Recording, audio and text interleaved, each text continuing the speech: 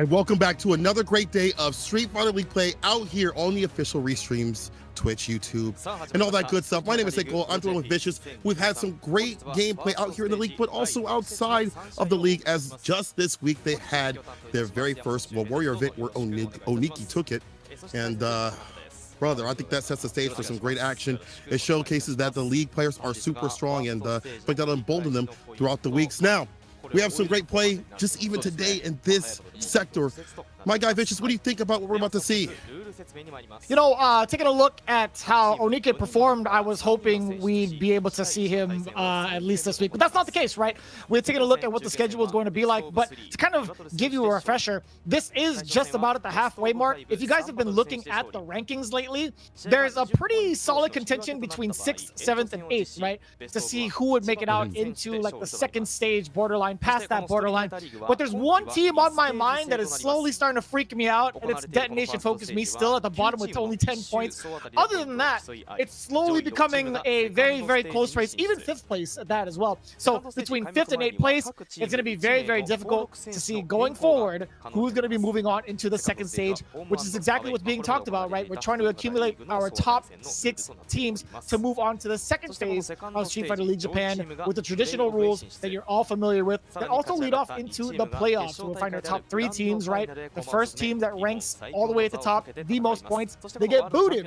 They don't get to play against all the rest of the peons. They get moved right in to the grand final spot, and the rest of them, well, they get to duke it out for their own top 4, sorry, they get to duke it out for their own estate there. So yeah, overall, really excited to see how it plays out for the second half. These teams, those that are struggling for points, they got to shake it off. They got to go forward as strong as they can starting today. Definitely starting today, as you mentioned, the halfway point, super important. We'll be seeing actually DetonatioN come up a little bit later, but every point matters because not only do they want the pride of being the best in Japan, they want the most amount of money, the lion's share of this 8 million yen, that's 5 million, 2 million, and 1 million for first, second, and third, respectively. Use that on some hair care products. I'd love to try these out. I'm just saying, if they want to ship some over, they can hook me up. Bro, I'm sorry. They're doing this. I don't know why they're doing this to you. It's rude. They know what they're doing. They know what they're doing now. Next time, I feel like, you know how we kind of, so this is a little production secret for everybody in the chat. Saint Cola and I kind of usually like decide who goes first and we go back and forth or whatever. I feel like I should go first next time just so the ad lands on me so I can give that segue properly, because I think you're already fine. Yeah. But as it stands right now, yeah, keep it down over there. Don't get me started. I'll do it, man. No, I'm just totally kidding. We're taking a look at the current scheduling, right? This is exactly, man, good timing. Let's go. CYCLOPS Athlete Gaming OSAKA is going to be facing off against Saishunkan Sol Kumamoto. Of course, DetonatioN FocusMe versus Good 8 Squad follows up after that. Then to round it off, Shinobism Gaming versus the School of Fish that is GyoGun. Fire action all the way through. I can't wait to see what the kids on the block are going to bring. We've already seen them in these top spots, which is great. You know, generally you would think that people that are maybe newer to Street Fighter League or new to that, like that team aspect, you know, being even like a fighting game player, which is usually like a 1v1 sort of deal, they might take a little bit of time to get going and flowing, right? They might take a little time to prepare, but their strategy, how they've been operating, even their first showing was 25-20 against the current champions of Street Fighter League, against Good 8 Squad. So they've came in through real strong. I mean, they've been really ridiculous out here. And what's ridiculous also is the amount of people watching Street Fighter League. I've heard the grapevine in the Japan side of things, people are like pulling this up in like thousands of viewers and restreams. Just totality. You see Daigo out there. There are VTubers. There are big names in Japan restreaming this. But right now, it's great to see Street Fighter League have that sort of hold and effect worldwide. You know, I don't know if you got to happen to catch this, but Beast Cup is happening, or was happening, a couple of days ago, where they had a bunch of VTubers duking it out in Daigo's own run tournament, and I think we had nearly 20K viewers over the weekend, question mark, or I think it was like yesterday. Time is a construct. I actually don't know when exactly it had happened, but it was sometime like either yesterday or the day before, but it was like in the middle of the night, right? And I gotta say, Daigo by himself had 11K viewers. Kind of wild, but I digress. A lot of people watching Street Fighter 6 for a very good reason, and for one of those reasons, of course, it's CYCLOPS Gaming Kazuhiko setting things off, love back by fighting games. Man, this guy's put in all of the work and passion into it, so it's no doubt. Then, of course, one of my favorite players personally, it's the Wind Devil himself, Dogura. Followed by the theoretical value. I'm trying to figure out the sum. That's all I need. It's Fenrich coming in as well as the third, all led by Mr. Gamer Extraordinaire, Goichi, as their captain. Oh man, it's so unserious. This is a seriously strong squad right here. Again, the new kids on the block. He equips the glasses. That's +3 on visuals. They're gonna need all the sunglasses in the repertoire to take on Saishunkan Sol Kumamoto because they are shining out here. The sunlit star himself rising to the occasion. That is Sasumo on that DJ play. Right behind is the one that saves Golden. Gucci is the prodigy. Higuchi on that Guile. Then we're going to be seeing the little devil himself, ever so strong, on the modern Marisa. He is the modern man, Shuto. Last but not least, definitely the leader of the Devils. This is the Brute King, the Emperor of Pain himself. It is the one-player, single-player encounter, Nemo, leading the squad of Saishunkan Sol Kumamoto. And again, these cats are shining out here. They're doing a lot of work to stay in these top spots. We saw them do so previously in the last Street Fighter League, in Street Fighter 5. And now that Higuchi is back, I feel like this is going to be an even stronger squad because last week he was sick, it still didn't work. And this week, he's back in business, so they have that option to have Guile. However, Cyclops Athlete Gaming Osaka has something strong in the repertoire, to be honest, and that is Cammy. Cammy being on this squad will definitely be helpful against like Guile, JP. So me personally, I think you put that character last. So we'll see what they're going to come up with right now. Correct me if I'm wrong. Fenrich, I don't know if he's going to be in the roster today, but he started using a different character. He started using JP a little bit more, if I'm not mistaken, right? Yeah, you're right. I've seen it on Twitter. But I digress. Goichi coming in with the extra blue light protection, looking like Scott Summers a little bit. But I think I think it's still the main reason why he's wearing these protective glasses is because he doesn't know how to adjust the brightness on his monitor.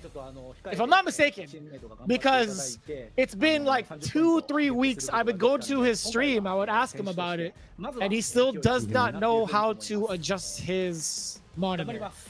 That's just how it goes, man. I mean, it's just got to adapt, more or less. I kind of wonder like how that looks on the receiving end of that, but we'll see if that actually enhances his accuracy or his reaction time. Yeah, we'll have to see how it's going to help out. Looks like Nemo's coming out first. Goichi coming up with the classic Chun-Li, and of course Nemo on that JP, one of the most beloved characters in the Street Fighter 6 scene. But Goichi says he didn't play he didn't play well last time. This time he will. He will play for the next win. And again, I love that there's so much discourse around the character that is JP, because even though there is discourse around that character, there are people labbing out things and how to deal with him. I was commentating Canadian Expo event this week, CNE, and I was watching as people were starting to figure out how to deal with the zoning and do like, parry, perfect parry, things like that. Their defense getting better against his character. Yes, he's strong, but there are ways to deal with that zoning, and it's not impossible to defeat JP. I think we've seen Chun-Li do pretty decently with Sako. I wonder if Goichi has that same sort of matchup knowledge and aggression that Sako had when he was defeating all the JPs when we saw him last time. Nemo says, though, the last time that he didn't play against Goichi wearing glasses, hopefully he'll be seeing the real power of Goichi. He said, bro, hopefully this boosts up your stats because you're going to need them. I would love to see it. Kind of harping on the topic at hand in regards to JP Pandemonium. I think Chun-Li does a pretty decent job against them. I think she's fast enough to get by fake ghost setups with drive, rush, forward, heavy kick. I did see that tech used pretty consistently on a couple of CFNs. But overall, I don't think this is necessarily too bad of a matchup with Chun-Li. I actually don't remember what the interactions like between Hazanchu against like the medium Psycho Phantom. I actually have to lab that out in a little bit, but for the most part, I think Chun-Li can do a lot against this matchup pretty well in regards to having the normals to keep JP at bay, to possibly whiff punish, or at least keep him from pressing buttons. Also having like the walk speed on top of that to kind of trample over him, but we'll see. We'll see. I want to know what happens once Nemo gets stuck in the corner, if he has certain things on defense ready for Chun-Li. Yeah, we've seen his offense been fantastic. Like last time we saw Nemo with his offense, it's been ridiculous against the sim. Like he's definitely labbed all that out to make it a single player game. But when it comes to defense, I'm definitely curious about that too as well, because I think I feel like a lot of JP's faults are in that area. Kakadu's really good about that. You know, he's the most well-rounded JP as we've seen. But I feel like that's like the next echelon besides just realizing normals. Is like, how is your defense? Not just throwing out OD amnesia, right? Like, what are your defensive tactics, your parries and things like that? Yeah. So first game of the day, Goichi versus Nemo. This isn't the first time we've seen Goichi's Chun-Li, if I'm not mistaken. I know majority of the games he's played has been looped, if I'm not mistaken. But either way, we talked about that corner scenario. Yeah, you're right. Hey, not too bad. You know, Goichi kind of let off the gas pedal a little bit. Nemo found an option to get out for free. The jump over, or at least, you know, jump roundhouse, the Tetris block, if you will. That's what Tasty Steve calls it all the time. Look at the battle of the drive gauge thus far. Nemo already spending those resources. He's already got his sights on the burnout, and he's got it. I like that. Aim for the burnout. That is damn near like a health bar, and I have to hold all this pressure right here. If it gets that level 2, you know what to do. It's about to be Mix City. Wow, what a pickup. Goes close to the corner, calls out the drive impact. A little bit too obvious for that. And now Goichi has him in the corner. Can he make the most? He's going to make the magic happen after his own drive impact, and that's a wrap. Wow, Goichi avoiding a horrible scenario. Not too bad, not too bad. That jump was everything for Chun-Li at that very moment as well, but it was kind of readable. Yes, I love that. The punish counter against the throw with instant air legs. It's so good. Oh, yeah, that's how you feel today. Legs into up kicks. Watch out for that throw. Oh, there it is. Another one, OD fireball. Just another walk-up throw. It's not even real. Oh, calls it out, does not get a punish though. Had the right idea, but just too far up the distance. Still in prime position to take this. Just one hit. Look, I feel like they're maybe waiting underneath the departure to maybe call out the teleport. Wasn't there though. Oh man, don't. No. Level 3 immediately gets the bar back. Can equalize things. Is in CA, so extra damage is at play. Not too bad for Goichi just yet, but one touch of kill, and it's a command grab? No, he went for a jump back instead. I don't know what that was all about. He let it rock. Yeah, Nemo, he burnt himself out. I'd imagine he wanted to try to go for a drive rush, but yeah, I can't imagine why he would just kind of throw out the parry in that situation, considering Goichi was pretty far. Not really a lot of normal Saphir. I'd imagine he tried to go for a drive rush, right? In the new patch, most recent patch, the way you kind of do that is, even if you're low on bar and you can't make that sacrifice of doing parry drive rush, you can do standing light kick or any standing light normal, cancel it into the drive rush as a easy fix way to get into drive rush. We saw that from Shotzabrowski, reminding people that that is an option. Oh, punish, but did not have a follow-up though. Drive rush, then heavy kick. LFS right here, double dashing in and again, aiming for that drive gauge to put them in burnout, but has to make the magic happen. Maybe not get so obvious with that drive impact. Forward heavy kick just connects raw. No, that's just heavy kick straight up, man. No directional input or influence necessary. Yeah, he doesn't have a forward heavy kick actually. I was like, wait a minute. I was like, wait, what? I was like,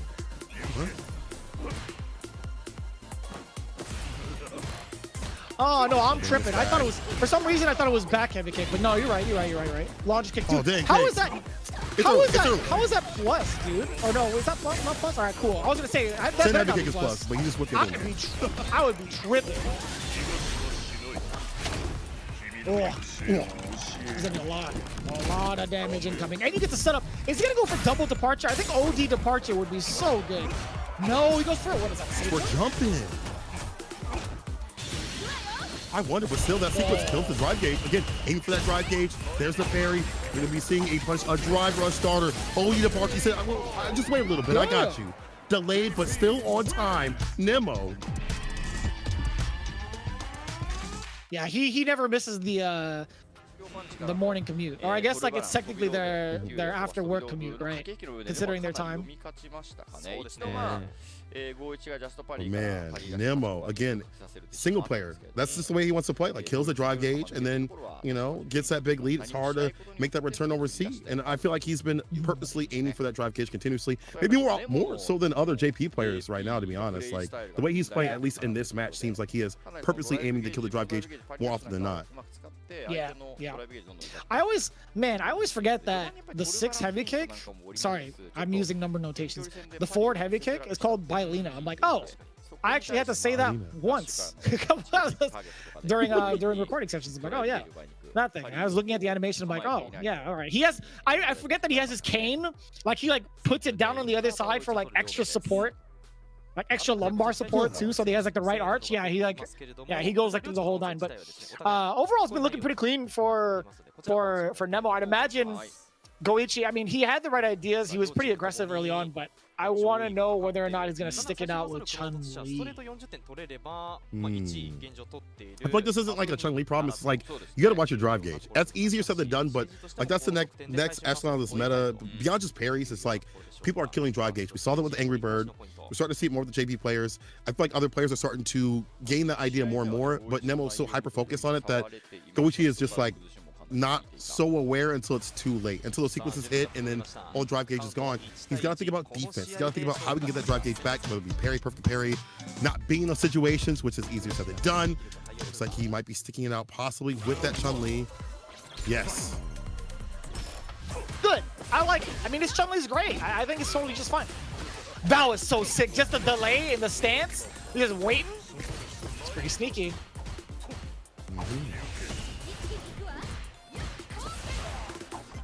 Oh my god. Let's get the tech throw. Right there. Gets a throw. Meaty fireball. Impact lands.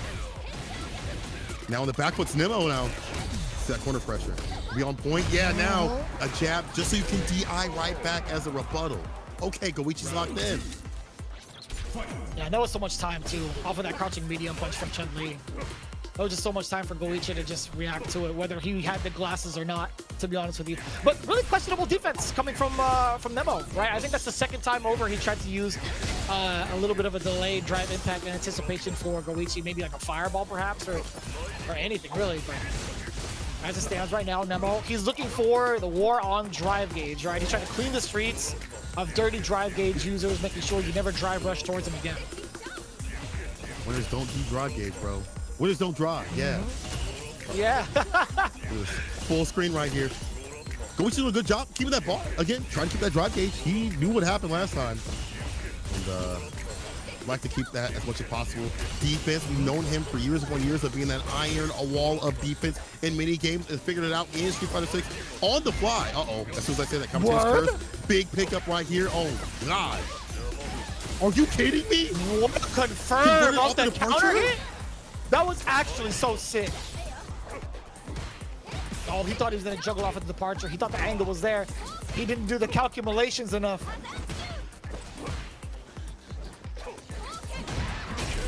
Tatsu jump in. There it is, man. Ugh. The nasty Tetris block of death, dude. Also, that crouching medium kick is cursed from JP. Oh, I like the early expenditure too. The damage is there. You get to establish yourself with possibly departure. But more importantly, it's the drive on that. Sorry, the war on the drive. There you go, double departure. So big as if I go for a teleport, keep it all meaty. Either way, like this big league, as you mentioned. That's the play, walk up, throw, punish counter, extra damage, one more hit, we'll seal it, wakes up with a super. That's gonna be parried, that's gonna be punished. It's gonna be a perfect KO on the side of Nemo. Single player only, I'm sorry. Only one controller. That's when you have to plug in the fake control into the console, just in case your mom calls you out for not playing with your sibling. I get it. I totally get it. Hey, Nemo did the same exact thing. He actually disconnected Goichi's controller because he was mashing and gave him the Fisher Price one after the drive impact had landed. Nice work. Very nice work overall. 時間を使いながら結局自分の強い選択肢を通すっていうね、 Man, でものプレーが見え Nemo. ましたよね。 Fantastic. Definitely, again, on offense is ridiculous. And just, as grazing as it sounds, just aiming for that drive gauge is super important. As you pointed out, going for these big leads, getting that level 3 to establish that lead, OD departure, and put him in the corner where even the likes of Goichi with great defense was put on the back foot against a character that has such great offense and someone whose offensive timings and understandings are really great. We saw him delete like Hazachu. We saw him be able to convert off of just really wild situations, as you should be, JP player. And led to his victory, and Nemo getting some points on the board here. Gets the new kids on the block. Yeah, I thought that was impressive. I think one of the big highlights from that round was the fact that Nemo got a counter hit normal canceled into departure and it still landed, or it's still linked. I was actually taken aback. I was like, yo, that is specific lab stuff that Nemo was looking for too. So that was really smart. Here we go. You wanted to talk about the stats, Senko? That was all you, man. Is there a delay? Sorry. Wait. I can't tell. Hello? All right, so anyway. The anti is right here on the side of Nemo 2 as well.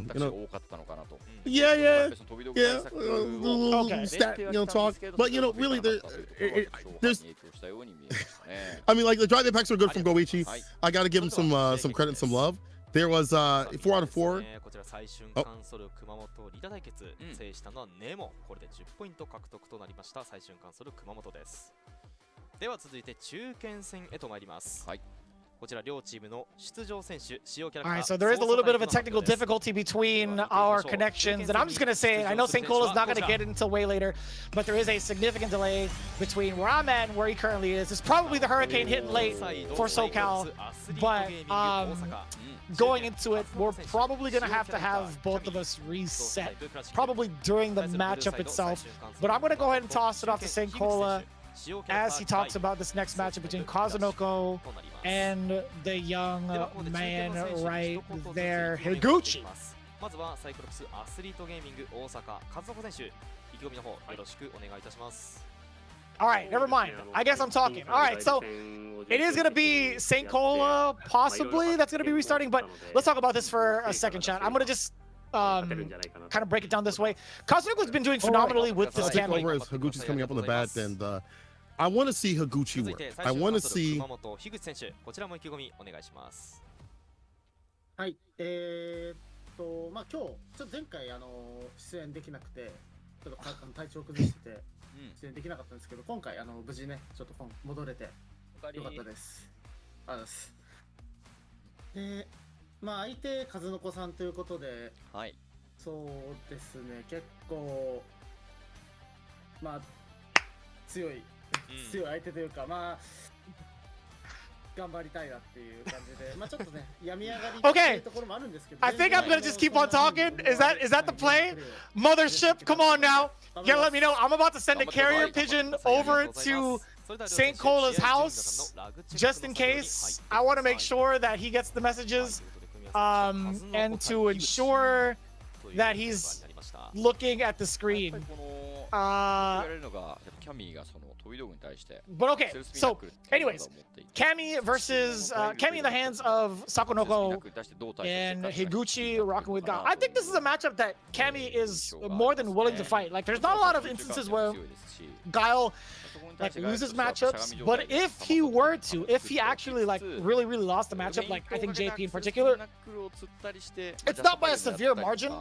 I think overall, like the worst matchup he could have is a like 5.5 to 4.5, and I think Cammy, I think like as the game progresses, I think Cammy might be the one also to give Guile a hard time. But we're gonna see how that actually plays out between these two veterans. Now, I think the way that this matchup is played out is far different in comparison to the way it's played out in North America, right? One of the prime examples that we have is Punk versus NuckleDupe, and I think as it stands right now, in terms of the record, Punk has had, I think, the winning record against NuckleDupe by a significant margin. not like a really wide one, but the matches that did play out happened to be really in Punk's favor. One of those examples obviously came from Gamers 8, right? So I think there's a little bit of reluctancy to go in from Kazunoko from the last time I've seen like his CFN, the way he plays against Guile. It's kind of prep for this matchup too. The way he plays against Guile is he'll try to space himself out to be right in the position to either be difficult to react to with a jump in or an OD dive kick. So we're going to see the objective for Kazunoko to kind of like walk and block, kind of bulldog Higuchi down. It's really going to be up to Higuchi to possibly throw out normals to deter that initial strategy. But we'll see, right? This is going to be like the initial handshake between the two to see what the strategy is going to be like.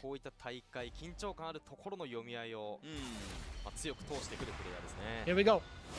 Into the first game. Cyclops Athlete Gaming Osaka Kazunoko versus Saishunkan Sol Kumamoto's Higuchi Kami versus Guile. Let's see if that strategy plays out, right? Yeah, already out the gate, exactly as I predicted, right? Right, let's see if I'm back in business here, as these two are back in business now. Hey Cole, are you back? Can you hear me?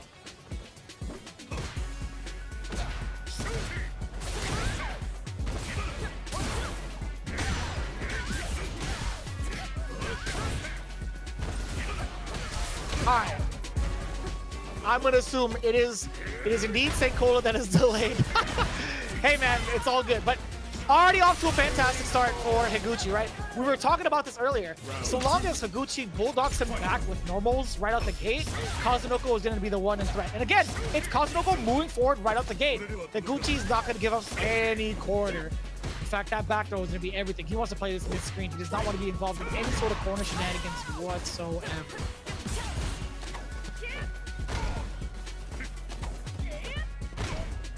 Ugh. It's gonna be huge now. Kazunoko get the back throw. No uppercut! No nothing! No anti-air! Higuchi just gets out of the corner for free. Oh, this is all Higuchi for sure. He has level 3. Let it rock, son. Rock the dragon. Give it to him. Nice composure from Higuchi. But this is the classic Kazunoko right here. The more rounds, the more games you give Kazunoko, the stronger he becomes.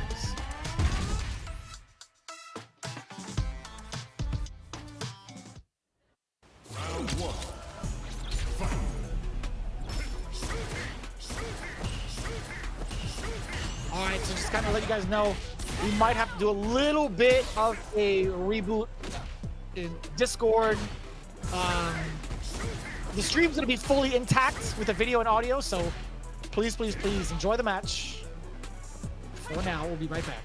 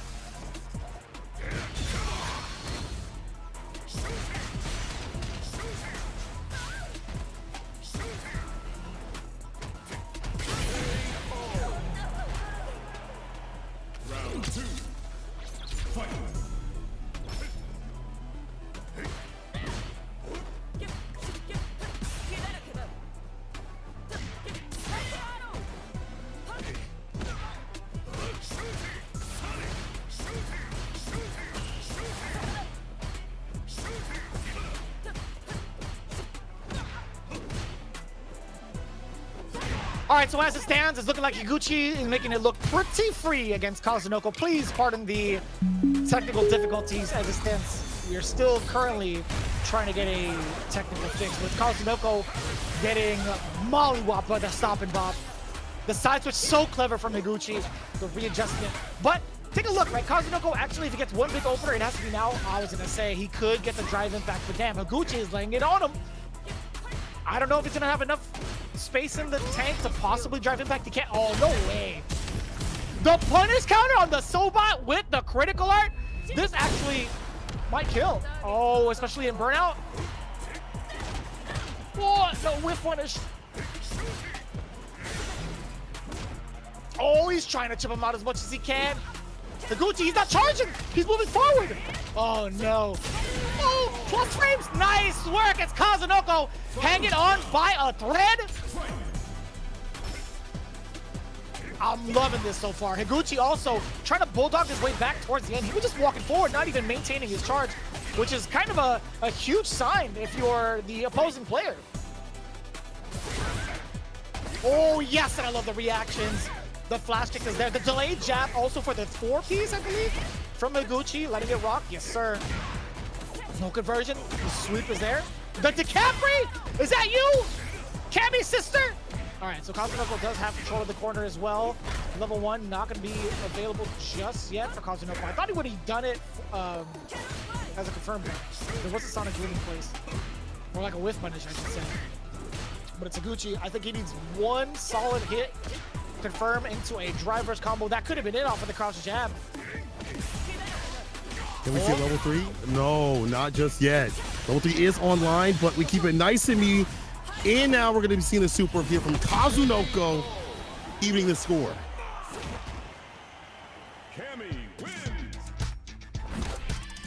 How you doing, buddy? You doing all right?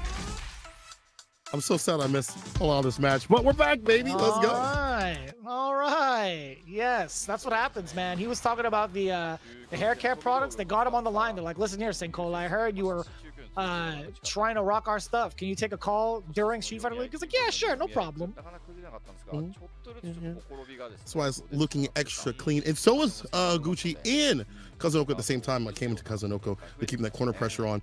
And it's just wild because, like, you'd be so afraid of just, like, one hit confirm into level 3 to finish the job, but Kazunoko not stemming down that pressure, what he's been known for. But final game between the two. Let's see what they do. I'm so excited. I want to see, like, I've been wanting to see, like, Japan be proven wrong in terms of how strong Guile is. And we don't get to see many Guiles as Daigo's kind of walked away from the character. There's really not that many at the same level as Higuchi compared to like the US and the EU. So again, I'm trying to see these high level Guiles work out here, showcase how strong the character is. Yeah, you're looking at the representation overall. I think the EU might have the numbers game against NA. I might be completely off about that, but so far the only real Guile that's been showing prowess, I think there was 2 of them, right? There's one in the DR, and then there's also Knuckle Dew, if I'm not mistaken. But then in EU, there's I'm Still the Daddy and Akainu, right? Yeah, I think Joker also as well is pretty good on the Guile. Seen him in some top spots, but out here in Japan, it's all Higuchi. Crouching mini kick, gets a little slight walk up throw against the DI. Kazunoko still trying to get in ODDP. He will not be denied that pressure. Man, he don't stop. Yeah, I think doesn't Joker Jokes use Cammy, actually? In the last versus fighting event I was checking out. Maybe I think of the other brother. Yeah, maybe I think of the other brother. My bad. One of them using Guile. But right now, go back to Gucci on set point. Would it be Juster Power? No, who's his brother? Oh, no. Juster Power's the brother. There's no Vega, so I'll look it up later. Is that? I know. I see. Yeah. Because I don't remember him. I don't remember him playing Guile like at all. But now I'm thinking about it. You got me fixed on Guile, man. But this is dangerous right now for Kazunoko. He should be dead. Yeah, that's exactly what that is. The full combo into the level 3. Actually nuts. So just confirmed. Suleiman by chat, he's actually saying Juster Power plays Guile. My fault. Good call. Oh, there was Juster. Okay. But it's good to see that good rep, you know. This character is fantastic. He's very strong. Even in matchups that are uncomfortable like this one, he still has fantastic limbs if the booms don't work out, right? If you take off one part of his toolkit, he still has those fantastic normals at the long to mid-range to still stay in the game. And that's why I think Guile is still a threat, alongside being great when you put them in burnout, amongst other things, is being well worked around the system mechanics. Noguchi taking down the likes of Kazunoko, that is wild. Being able to stem down a man of pressure, a man that gets aerial with it, the jump man with the dive kicks, and is not afraid to deal with someone that is so aggressive, will play their game no matter what, like Kazunoko. I think there's a thing to be said in regards to Higuchi's playstyle and his adaptation to the matchup themselves. He's not afraid to kind of like change it up and play a little bit risky or against the way that you would normally find Gao playing, which is kind of like passive or at least second to what a lot of players want to do. I think that's the kind of style he adopted when he was playing towards the end of Street Fighter 5, if I'm not mistaken. Damn, look at these stats from Kazunoko. He's got a third all the way through. No matter how you spin it, it's all 33s. That's unlucky. That's actually very unlucky. Holy, I hope he cleanses that from his timeline sometime soon, because that is literally the most unlucky thing I've ever seen. It's really good though, is the Sadaguchi. Look at those anti-airs against the likes of Scammy Cammy, disallowing the scams coming through. 6 out of 9, 67% in totality. I get to see many of those, but I just know they were flash kicks and anti-airs and air throws and things like that. I saw the crouch fierce at least. So again, if you have good anti-airs with this character, and it's not just like doing flash kick, it's picking the right range in which anti-airs you want to utilize, like stand medium kick, crouch fierce. You can drive rush crouch fierce too as well, and getting the fantastic reward obviously. Having that ability is a good sign, and we saw it against the likes of Cammy. Now, Saishunkan Sol Kumamoto with 20. Cyclops Athlete Gaming Osaka needs this anchor match to not only stay in the game and at least walk away with 25, but to walk away with anything, to be honest. You don't not want to give Saishunkan Sol Kumamoto a 40 baller. No doubt. Taking a look at the current point spread, I think Saishunkan Sol Kumamoto is currently above Team Cyclops Athlete Gaming Osaka by 20 points prior to this matchup happening. So even if they decide to perhaps, 40 baller, that's obviously a significant lead, but if it happens to be in favor of Fenrich in this JP, however, we're looking at still that 20-point difference, but maybe could be 15 considering the sudden death between the two. So yeah, Fenrich is actually going for JP, which makes a lot of sense. Taking a look at, what was it, week number 4, we saw his JP debut here in Street Fighter League. So, he's been doing a lot of good work, but Shuto in the anchor position, man, whether it be Street Fighter 5 or 6, he has been ridiculous. He is the legend killer. I remember when he said he was born from the womb to defeat Fudo. I feel like he embodies that throughout whoever he fights that is maybe had more historically stronger results, I guess, throughout in the early years of their gameplay or the mid years of their professional career. But Shuto has shown how strong he can be when he's given those like long sets, and even more so now with the modern Marisa. And it feels also, since the last time we saw him, he's got both now. He's got the classic and the modern if need be. We saw him switch against Fudo when he's playing against that sim. He's like, okay, the modern's not working out, let me go for the classic, right? So I like him having that variance, and he's actually going for classic right off the bat against JP. I've not seen him do classic against JP since I've seen, when I watch his streams and stuff like that. It's usually moderate. He usually only goes classic for the mirror match, sim, and I think Cammy, but now switching to classic, I wonder why. Very interesting. Very, very interesting. I'm trying to think about what other things that he has as modern Marisa, or at least with classic Marisa, right? He gets access to Quadriga, which closes the gap pretty consistently. I'm gonna look at the startup on that bad boy actually really quickly. So that's also one of the things that he gets back.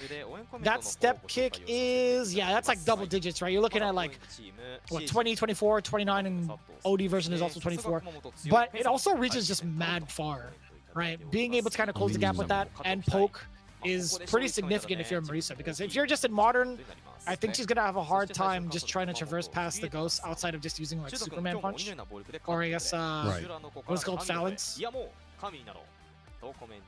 So making the pressure like a little bit less linear might be the play. I guess maybe that's why he's going for that too as well. And maybe you don't need those quick reactions as much. Maybe in this matchup, maybe the feints and things like that disallow that from happening in general. So he wouldn't want to have to play around, the quick reactions of having like, quick Superman punch and things like that and get got. So maybe that's just off the table in general. And having that variance in how you approach the neutral will definitely make it a little bit more difficult for Fenrich or Finlitty to deal with him. But again, classic, modern, it doesn't matter what he does. He is sick on the Marisa. And maybe he's also watched some of that Big Bird play too as well, because we've seen Big Bird play against Lord Venom and many other JP players too as well, when he's able to go out to Evo or whoever's in the EU who is awake to play him and get that matchup knowledge. So maybe he's taking some tips from the biggest of birds. Yeah. And Fenrich is coming off from a pretty significant performance from World Warrior. According to the chat, he had reached just top 8. But that also was super extremely stacked too. We even saw Kakeru perform in that. He actually fell short right into top 8, right? He was already in the loser side because of someone like Nemo. So even so, man, JP players be falling to JP. Here we go. The final anchor game between these two teams. It's Fenrich from CYCLOPS versus Shuto coming in from Saishunkan Sol Kumamoto. Nice block in the overhead. We're gonna get a forward throw now. Set up. Yeah, double departure. The sandwich. Ugh. The muscle sandwich. Delicious. A lot of meat on the bones. Here's a knockdown. Drive rush with the medium. There's the ODMDG out and about. Double that shit for the throw with the tech though. Man, the defense here from Shu is fantastic. And now we lead into the burnout after that sequence. And again, burnout against the character's bad, but there's like, nah, it's not a gap actually. Forgot you can Superman punch and interrupt the level 1. Wow. I've never actually seen that interaction. That's actually kind of wild. Oh, there is there. Damn! Shuto is all over it. Fenrich getting enfolded. His soul leaves his body. Shuto is nasty. First one to Shuto. It hasn't much of an too to know that that was not going to work out that level 1. Far wasted, and that's going to be a punish counter on a down forward heavy punch. Corner carry, not a lot of bar spin, drive rushes in the bait, the weight. Oh, this is delicious. The quadra kick, we maximize that damage. Level 3 immediately. Where does Hulk go? Where does Hulk go? Muscle mommy. You know what's crazy? He did that level 3 when there was like, what, 5% left? There was so much extra in the tank. Modern muscle mommy, not necessary. We're looking for the classic car right there. Full gas tank spent on that road trip to bring JP down to earth. That's nasty time for Shuto. So much damage. God damn. Full throttle right now. Dang. They're really like, bro, you want to switch to modern? You want to take a little break and switch to modern, please, so we can get a little bit of at scale damage. But Shuto showcasing that he's still strong with this character. Perfect parry. There we go. We'll find a punch that will put him back to optimal positioning for the likes of JP. Full screen. We'll get that teleport throw. Oh, the overhead doesn't get stopped this time. Fenrich. Yeah, and I like that. Yeah, Shuto tried to be a little bit ambitious with the quadriga. A little bit after wake up. Yeah, we got the double. Yes, sir. Double. Grilled onions. Animal style fries. That's Shuto. That's his order, baby. And you know what? Fenrich served him up right. Here you go. Hot, ready to eat. Oh, here we go back to the full screen sort of thing where Shuto's had some issues with. That departure out and about again, locking him down. You can't leave. Oh, unfortunately, the crushing medium punch gets stuffed. Oh, but gets stuffed by this OD amnesia. The follow level 3 immediately. Kill that drive gauge. Get yours back. Almost that's that. But one more sequence. Shuto can still make this comeback if he goes enough bar for that level 3. Oh, but the gonna happen first. Even after the target combo, Shuto is looking like lights out. Damn, what a big rebuttal from Fenrich. Started off with a perfect in game 2. Ended up with a very convincing win towards that drive impact from the man, Mr. Petrovic himself. That was actually really, really well played. Because as soon as that happened, as soon as that knockdown happened and the double departure was a go, I was only concerned for Shuto's drive gauge bar, right? That was the main objective, put him into burnout. That's been the play today, right? For a lot of JP players and just in general for a lot of players, put them in the burnout and put them in the ground. Oh, you're going down. Infold, command grab, down to the ground you go. Down on some dirt, tries to call it again. But this time the OD amnesia. Oh! Putting it back to full screen. We out of there. Nobody got a drop. Oh, another pitch. No, not like this. I could have killed. No, he didn't have enough meter. I see. Shuto is one touch away to the side switch. Man, that was so tricky. But Fenrich just needs to get hit once. The cross-up is there, you ambitious man. Shuto. Gonna be a level 2. There we go. Stuck. No way. Is Fenrich gonna build his bar back in time? He is. He gets to set up double departure. No way. Shuto fell for it. He tried to drive impact. And he knew. He immediately knew as soon as he let the drive impact go that he was in deep trouble. Oh, wondering how I got here sort of thing. But you see a lot of people wait underneath the departure. Now you see the counterplay. Just do the teleport light kick when you're out of there on the side switch. I love that. Look at that. Again, waiting underneath, looking for that option. We see a drive rush forward here from Finrady. Counterplay not working out. Superman punch gets the knockdown. Drive rush stand fears. Nobody home. Anti-air is there. Shuto still maintaining his ground. The neutral jump. Fenrich is not bind. Went for the air to air. The parry on the drive impact. What is his means of escape? He just gets to jump out forward throw now. He gets to set up double departure after that. Oh, then the lay on the overhead too. Oh, burnout's there. I wonder if level 1 would have worked out there. Oh, what? It doesn't matter. What a sick interaction. The toe tap. Yeah. Shuto is insane. Oh, he's not dead.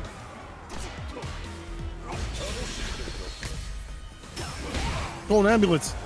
For you. Oh, nice drive reverse to back him up and delete and defeat that level 2. That could have been so bad. But now we're game to game, round to round. Perfect start. Are we going to get a single departure? Yes, sir. It's going to be a one-way ticket. Send you back where you came from.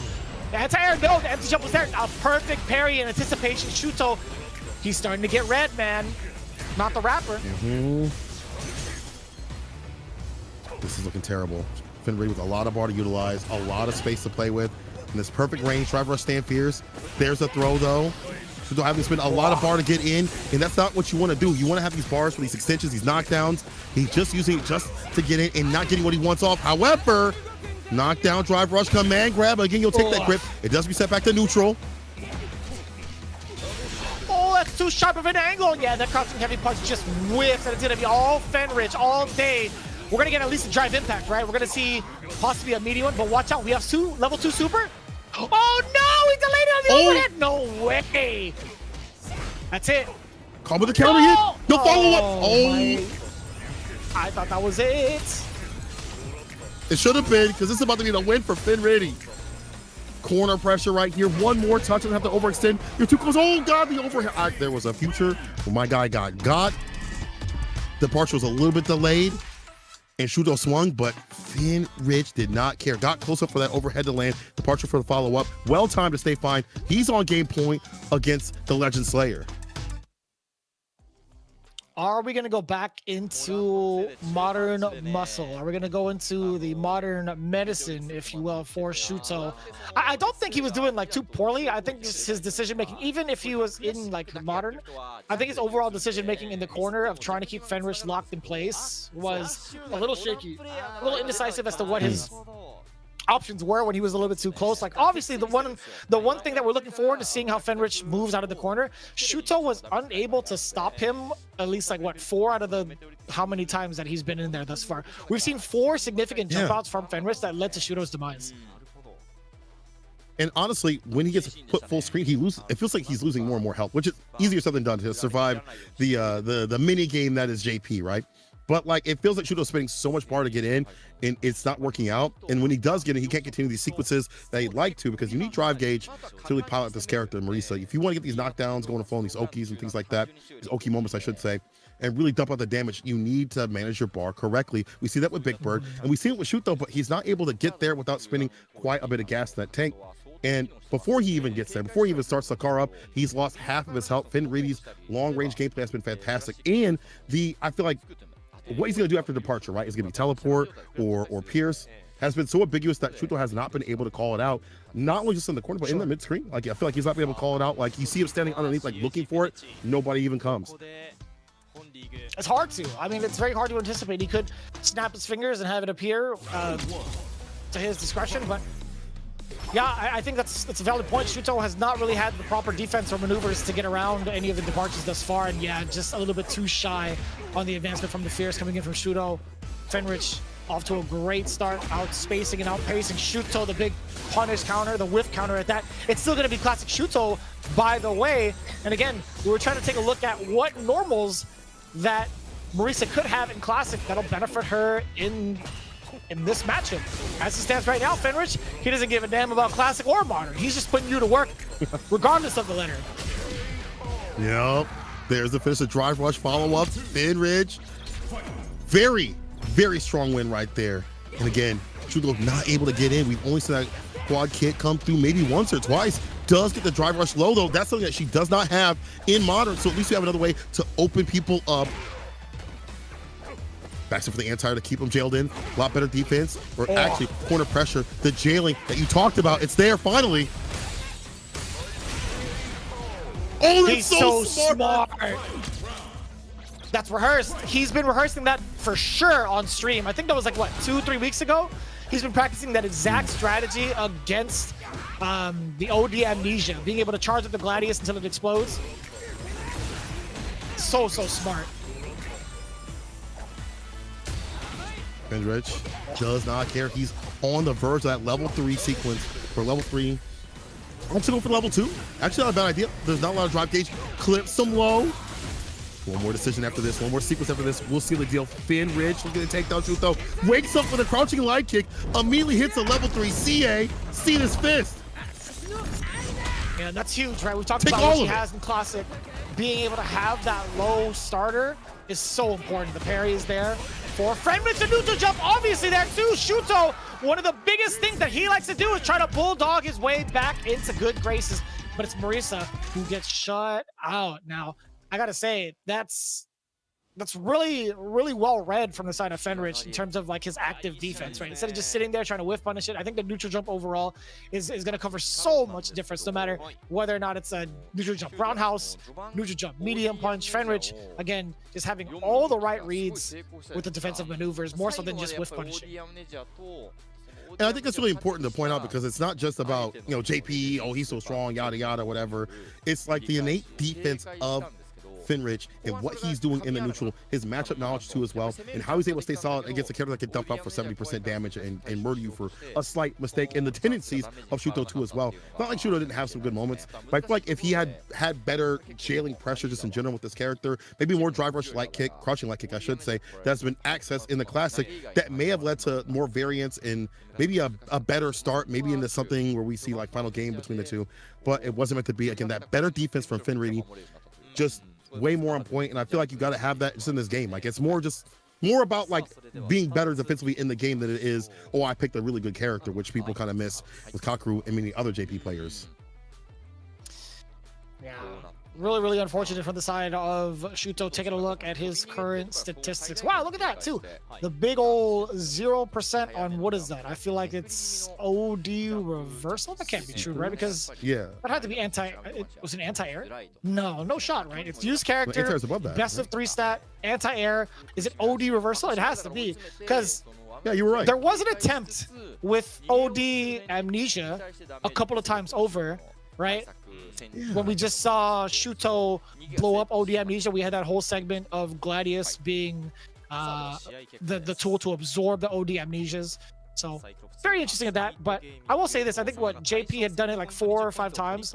We didn't get to see. No, we did see a couple of the successes of Fenrich being able to utilize that OD Amnesia. So either way, it's going to be 20 points from the side of Fenrich carrying CYCLOPS. I like that. CYCLOPS Osaka. We're going to see a big sudden death. Do you think that they're going to keep Fenrich up there? Always. I feel like you set up your most fire person, and obviously that was Fenrich. The person that has taken you, that has saved you from the precipice of defeat, bring them back up. They're already heated up. His defense is already looking fantastic. He's already warmed up. At this point, though, on Saishunkan Sol Kumamoto, I say you send up either another JP or, I don't know, actually. Nemo's proven that he's good in the JP mirror. So maybe Nemo in the first to one, possibly. I don't know. I say send him DJ, brother. Oh. Yeah. You get your wish.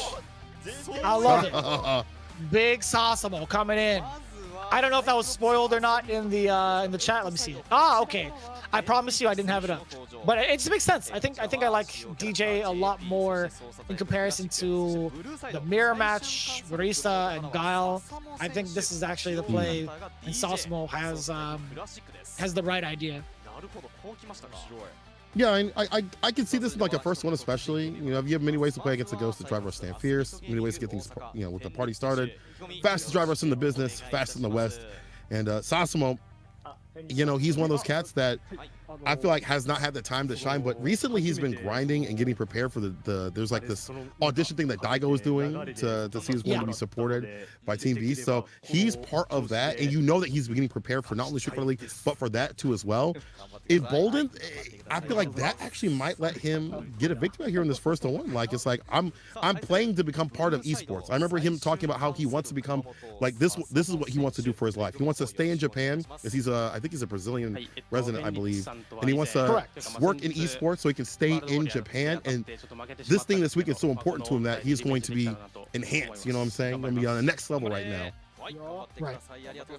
I forget who his opponent is going into that big event, but I'll take a look at it. I did have it to favorite it on Twitter. Well, I guess like, man, I'm a boomer.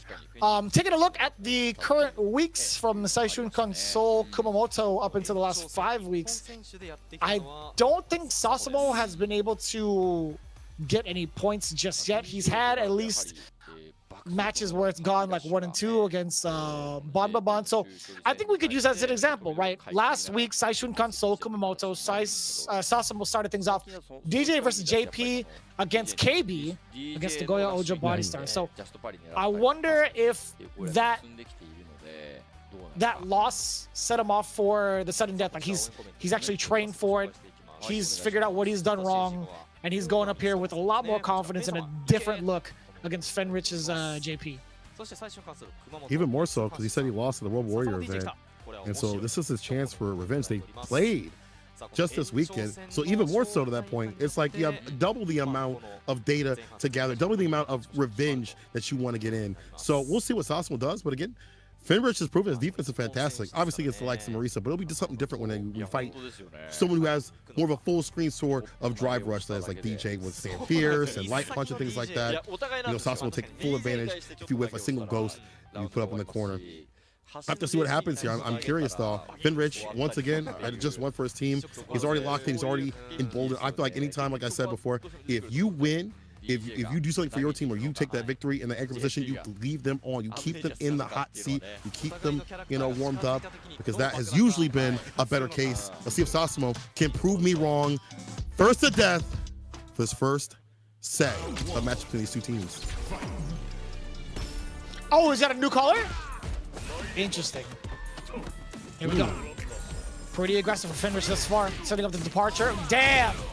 I love the punish counter from Sasamo with the drive rush forward. Does it again, standing jab is the big interrupter against Fenrich, whatever it was. It was a counter hit. Safe jump setup. Backs up, gets the knees, yeah. Calling out these buttons. Continuously meaty fireball to make him fall. Yeah, Sasamo said, I'll never lose this matchup again. Especially not to you. Set point, but it's not over yet. You see some offense now from the side. Fenrich, and he'll do so with that crouching medium kick. Actually, active defense right there. Stuffing, stopping that drive rush.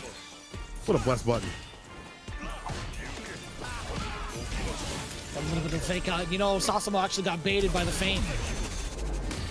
Yeah, he thought he could drive impact at a moment's notice. Fenrich completely ready for it. Hook, line, and sinker actually with a departure, being able to walk up the back throws. Man, the back dash first to avoid the throw was so good. We're gonna dash up. No, he wasn't ready for the back heavy kick anti-air. Fenrich again gets out of the corner by a simple jump out. Sweep to get ready for the drive rush. Fenrich is all over it. Again, this is first to one. It's do or die time. Look, both characters fully loaded. Sasamo went for an OD fireball. Oh, that's it. That's it, right? Overhead, you're damn near dead. Look at the cross fuse follow-up. Now, definitely, if he hits him into level 3, it should be over the decent sequence. You know, Fenrich gonna have something nasty for him. The fake out. Looking for that jump out, and look at this, jailing in Sasamo. The thing that Sasamo was not doing previously. Drive rush throw. Is it burn up when it doesn't matter? He just needs one more hit. Oh boy. Hits him with the level 2. And the low, that's it. Fenrich, Finlady. That JP, again, heated up, still in the hot seat. Hands over defeat over to Sasamo, bro. The variance, the difference in terms of that corner pressure we saw, in terms of locking him in the corner, which Sasamo didn't do, that Fenrich did do, is what led to that victory. Letting him leave for free, bad idea. Fenrich said, not me. I'm going to make sure that if you're in the corner, you're going to stay in the corner. Yeah. I like the idea of Sasamo going for OD fireball as the anti-air. It just has to be significantly earlier than that, because I think the startup on it is too up there for you to consistently anti-air. I think maybe like a back roundhouse would have been just fine, but the idea was fine because that would have led to the corner carry. It gives DJ access to what, like drive rush forward to the medium punch target combo over and over and over again. You guys have seen it plenty of times over.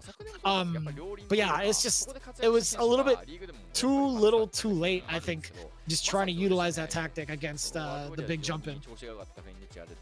I feel like that's kind of been the problem for a lot of DJ players, is like the weird angles to try to find ways to anti-air in this game. Like maybe the right range for slide, back heavy kick, maybe you choose to do so, but maybe you feel like it's not gonna, you know, reach, or maybe it won't trade well with normals. But either way, like, you know, I like that Finrich is playing around that idea of like, you don't maybe have the right range for the anti-airs, and also again jailing him in to get that win. Cyclops athlete gaming Osaka leaving with the lion's share of the points, so 5 extra points right there. And again, the new kids on the block really showcasing what they can do, and that again is good. I want to see these new cats come through and really shake up things. You know, you look at a new team, you're like, man, I don't know if they're ready for this Street Fighter League. You know, you've had these other teams that have been working for a lot longer. Maybe they have veterans on their team to help out the newbies.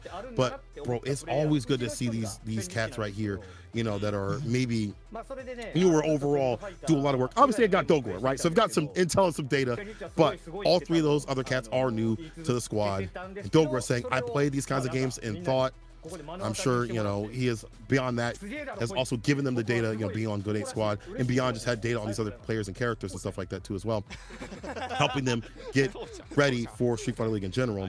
I'm getting more of that interview here from Dogora. I know he's saying something absolutely wild because that's the kind of guy he is.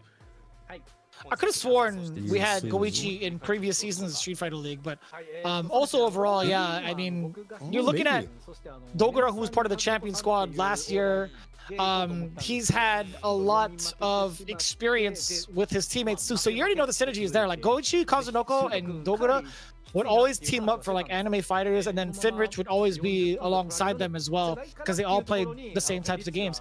And it's so important to have that kind of team synergy, because I think the flow of practice and problem solving together is just that much more fluent, because you also have very much so like-minded individuals that all could give you different perspectives at the same time. It's really quite ingenious to have this team. When I saw this team was announced, I was actually going nuts. I'm like, dude, these guys might actually be contender for top dog. And look at them now, closer and closer to that top spot. So to finish off the Dogora comment, he said, I play these kinds of games and thought Finriti is one of the players with the best skills, and we saw it today. Again, the defense that he had inherently was really good. The idea to leave the corner at the right time, the timing for that is fantastic. That's a hard thing to learn in fighting games, especially against these top level players. And you might get hit with a counter hit crouch fierce from the likes of Marisa, you know, leaving the wrong way, and half your health is left to the wayside. But the timing again, which is too hard to read for not only Shuto, but also, you know, Sasamo. Goichi says that we couldn't get our opponent's orders correctly, but Finriti did a great job of winning the anchor match and the extra game. Kazunoko says, I think Finriti had so much pressure. That's the other thing that we did see, is that when he was going, when he was putting people in the full screen sort of sequences like against Shuto, it was hard to get out of that JP mini game, right, with departures, the spikes and things like that, without wasting a lot of bar, and I mean wasting drive gauge and not doing anything to get in.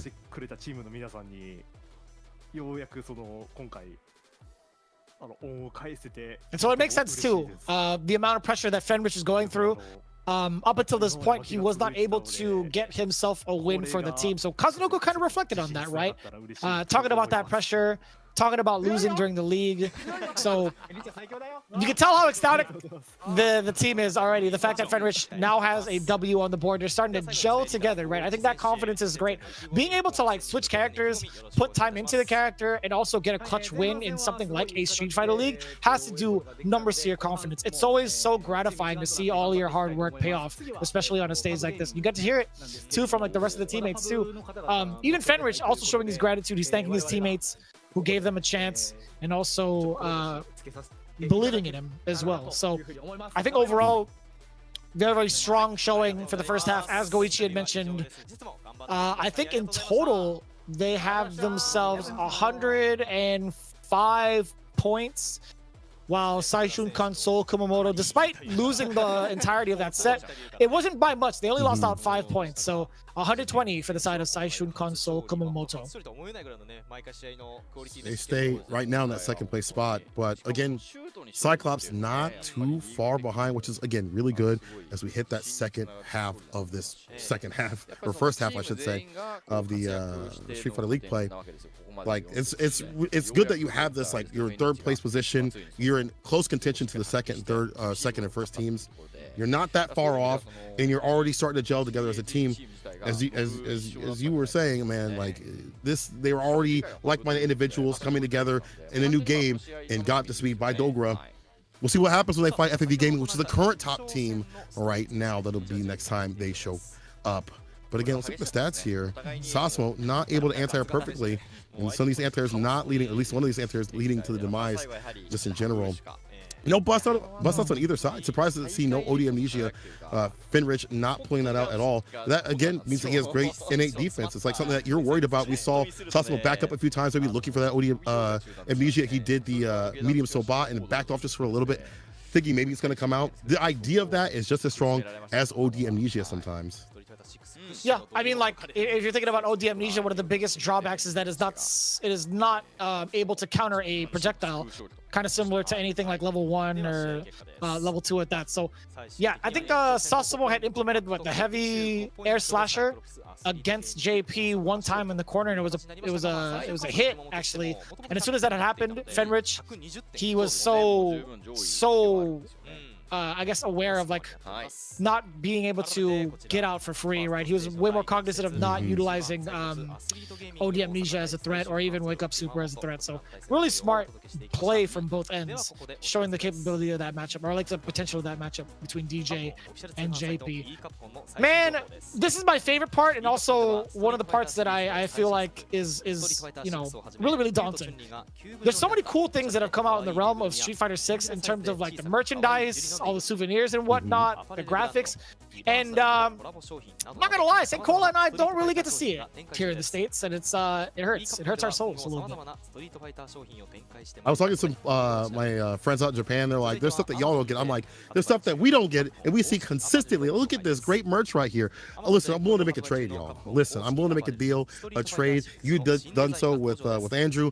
I'm willing to make a trade too as well. With any of you out there, I want one of these shirts so bad. I'm willing to give you some merch, like the classically trained, you know, the CEO shirts and things like that. Let's make a deal, because this merch is super sick. What's also super sick is that we're still in Street Fighter League in the new season. That was the previous time in 5, and we moved on to a new arena with new players and new characters and ever-evolving meta that's got people shaken up. But I think this game is in a great spot, despite what people may think and the power level of the characters just in general. I think it's in a fantastic spot, and I'm glad we're not going to change anything until next year. No doubt. I don't see any significant gripes. Like, I get, like, you know, it's the current trend and theme to kind of hate on certain characters and whatnot, but I think it's fun overall. I think it's still good back and forth banter with everybody. I was actually taking a look at this graphic not too long ago on the Amazon storefront for Capcom with Street Fighter League Japan. Both the commentators are actually wearing that. I'm sure they're going to be showing it off, but there's a black and white version of this shirt, and it's actually so sick. I actually was contemplating buying it. It's around like $33 to $35. The regular t-shirt's like $33. But considering the USD is stronger, I think it'd be a good idea. If you could find yourself a way to ship it over to yourself, it'd be a pretty good deal to pick up some of the merch they have from Street Fighter League Japan. I'm definitely considering it. I don't mind waiting till possibly Capcom Cup for it to happen, or maybe I'll just fly out. I told you. See, I told you the commentators would have it. All right, I'm already happy with my character select bait hoodie. I'm totally fine with that. But at the same time, I still need it. I need it. One more. And again, them showing it off to tantalize us, to taunt us. And there again, as you said, the black and white ones just as fantastic as the ones that are in color. These are super sick, and I hope that we get to catch a few of these. Maybe we'll just have to travel out there. Jeremy, somebody just have to catch a flight, get out there to Japan, bro. And we're going to have more Japanese Street Fighter action coming up real soon after this break. It's going to be Team DetonatioN versus Good Aid Squad. It used to be the top team out here against the lowest team. They need as many points as possible to stay solid. People, don't leave your seats, because after this break, once again, we're having more Street Fighter League Japan action coming up. With some top tier talent out here as we get closer and closer towards that second half of the season.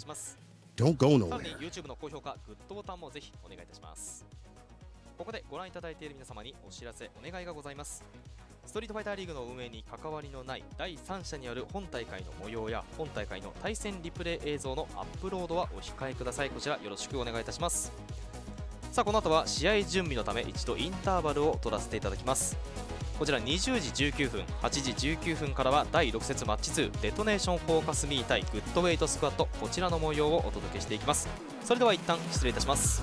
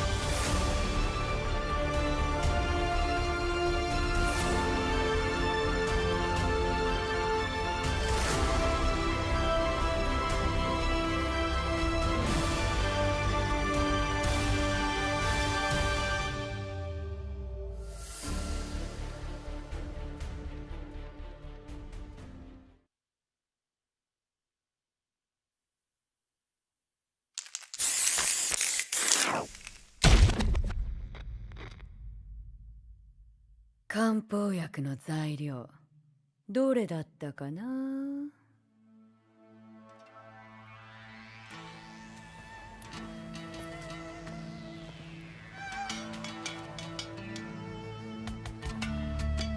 ああ、これですね。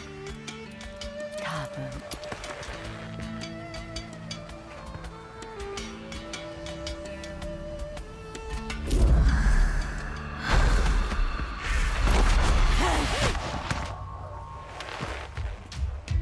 じゃあお味見をどうぞ。はい、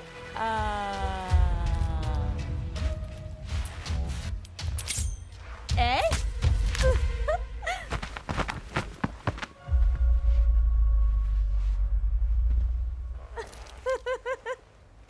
その量で1000人ぐらい死ぬ毒もありますよ。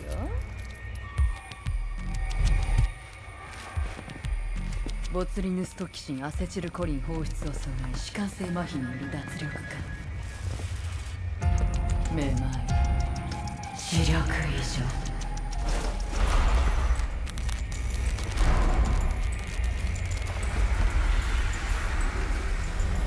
まぶたが垂れ下がり、喉が渇き、声が出ない。嘔吐、下痢、腹部膨満、そして呼吸困難から心肺停止。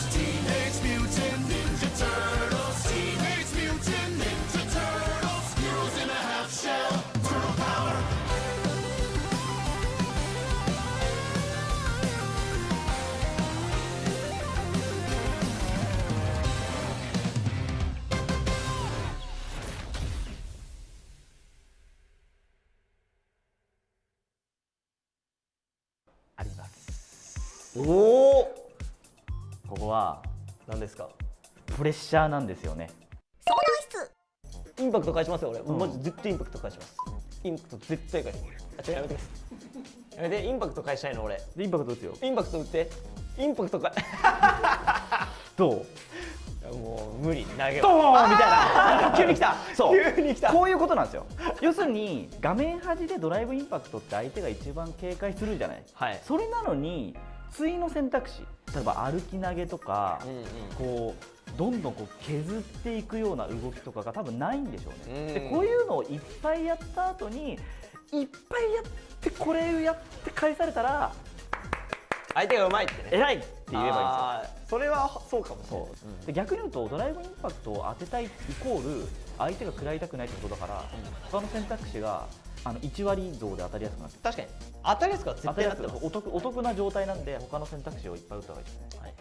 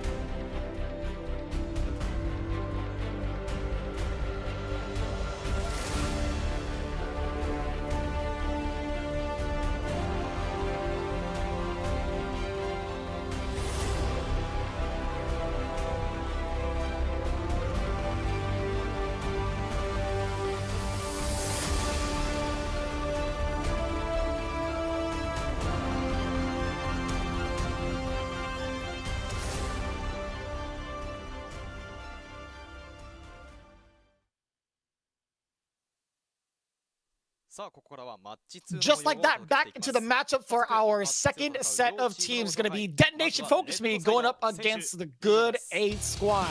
Let's take a look at who's going to be the representation for the team currently at the bottom, but with an all-star lineup, of course. Starting things off is the attack on heavy tank, Fudo. Rocking in with that Dalsum and DJ as of late. John Takauchi, the babyface Joker, aka the Trickster, coming in hot and heavy with the wins of Rashid, followed by the Shippu Jinrai. It's Nauman with the ever-impressive Ken.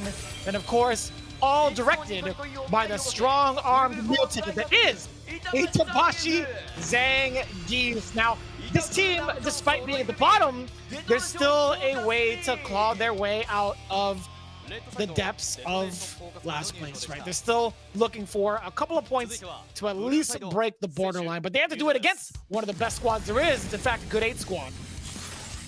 That's right. The current reigning champions, led by the battle consultant, the coach, Tachikawa. I say led by because he is coaching all of these teams, or a lot of these players out here.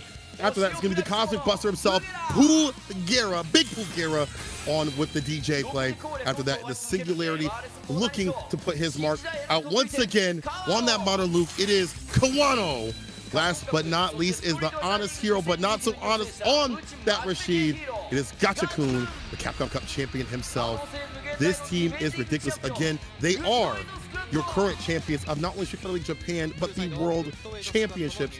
However, they are not in the league right now. That goes to FFV Gaming, and they are starting to look a lot more human this season. But that's good. I like to see that competition. We're in a new playing field. We have new players. Things have been switched up, so it's not going to be easy sailing, easy going as it was previously.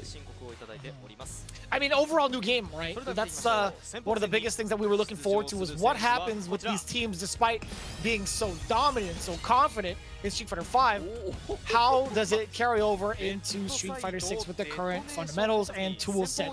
Looky here. Tachikawa being the coach, going with modern man Luke, and it's Fudo coming in with the DJ. Now, I've seen a lot of Fudo with Dalsim. I was watching his World Warrior run literally a couple days ago, and he was rocking that Dalsim while his wife was cheering him on. But I think specifically for this matchup, it kind of makes sense. I don't know if they were allowed to pick the characters once they found out who they were playing off against, but if it's a blind pick, then it kind of makes sense. I don't mind seeing like the Dalsim versus Luke pick, though. I wanted to see what he's been working on specifically for this current matchup. Yeah, I'm really curious to see what Fudo has for like a modern player. Right? We talked about how modern is becoming a real big part of the meta. We've seen it become a part of the meta, and it's something you cannot ignore as a competitor. You have to think about not only how people play on classic, but how they're going to be playing on modern. Easier to react to things with BPs and fireballs and things like that, and even more importantly with supers. You're losing damage, so you're gonna have to re-optimize and organize their combos. But however, like I feel like you as the other person, the onus is on you to stop that opposite. The onus is on you to maybe call out those faster reactions and things like that. Put in a few more baits and find punishes and be ready to capitalize on those moments and think about what are they lacking, what moves they're lacking. For Luke, it's stand light kick, which doesn't matter as much as the meta kind of changed when they took out the light kick drive rush buffer, or the drive rush buffer just in general. That doesn't matter as much, but it's still a strong tool. I still think light kick is still a strong tool in many matchups. So see how this works out. Yeah, and also on top of that, he doesn't have standing medium kick, which is such a great tool as a kind of keep away button too. I think that's overall pretty important in Luke's neutral game combination of being able to throw out fierces, throw out fireballs. It's pretty much just like a get off me button that's so reliable, it's so quick and so far. So not having that might be a little detrimental, especially with the way that DJ could potentially play, right? Looking at some of the tricks that Fudo has up his sleeve, some of the spacing traps that he can utilize against some of the mediums. I wonder actually if medium kick would be a great deterrent against DJ specifically, but probably not. Hence why Tachikawa was comfortable enough going with modern. But going into it, Tachikawa again talking about how he learned from Fudo and how he doesn't have much confidence in this game, and that's him keeping it real, and I totally get that. But at the same time, you have to be, for the sake of your teammates, you have to be like, yo man, I think I'm gonna just do my best here. That's all I can really ask for, and that's all his teammates can really ask for, right? You can't be going into it down on yourself, brother. Yeah. I hopefully routes the energy back, because he is in the top spot in terms of earners. He has not lost a single game compared to when he used to play Street Fighter League, where he lost every one of his games. He's well on a tear, but Fudo wants to stop it. He said, I'm going to rush a lot, and I want Tachikawa to let everyone see how to stop it. He wants Tachikawa to be pressured so much that he's forced to change up his game plan. But I want to go back to that same medium kick. I feel like when you lose some tools, you kind of lose ways to play, maybe gain ways to play with the modern controls to be able to react faster. But not having that same medium kick means you can't have that Wallsy style that Luke has. That when he's got that lead, he can wall you out with a lot of blessed buttons. Stand medium punch, stand medium kick, as you mentioned. Stand light punch that kind of lurches you forward too as well if you want to take a little bit more of that advantage. And I feel like maybe those things will also let Fudo maybe give him more tells of what Tachikawa wants to do. Like, oh, you're not capable of walling me out with these buttons, so I can utilize this and that, right? I've seen Sam medium kick get whiff punished with crushing medium kick from the side of DJ. I know that DJ, it's an annoying matchup for DJ players. I talked to my boy Zen about that. He's like, Luke is kind of already an annoying matchup. So maybe modern, lacking some buttons may benefit Fudo. We'll have to see. Again, we don't get to see much of the highest level of modern, besides maybe CPT every so often. And Solving's been doing some work out here, obviously out here. In Japan. We've been seeing Kawano, this guy, obviously Tachikawa, but it's not like widespread yet. Yes. Shuto as well, mainly.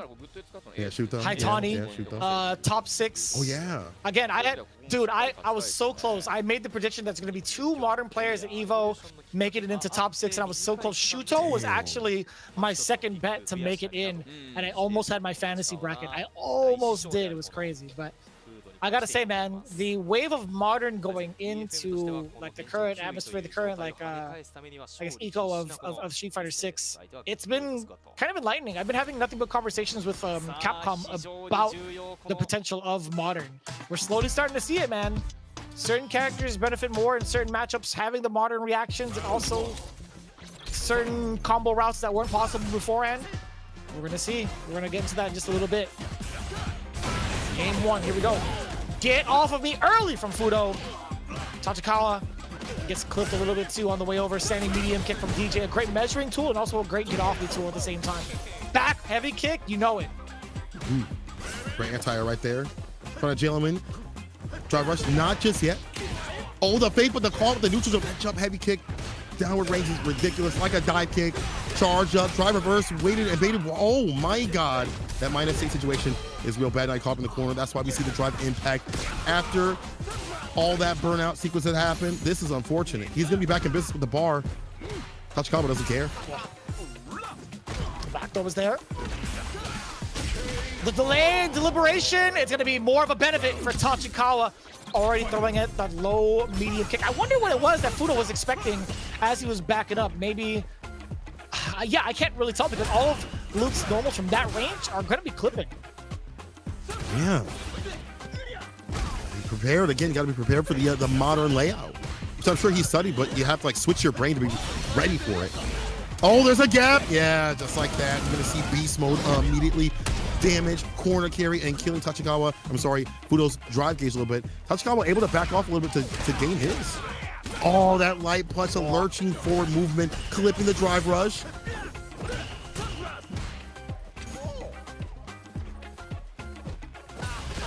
I'm looking at Tachikawa's stats, dude.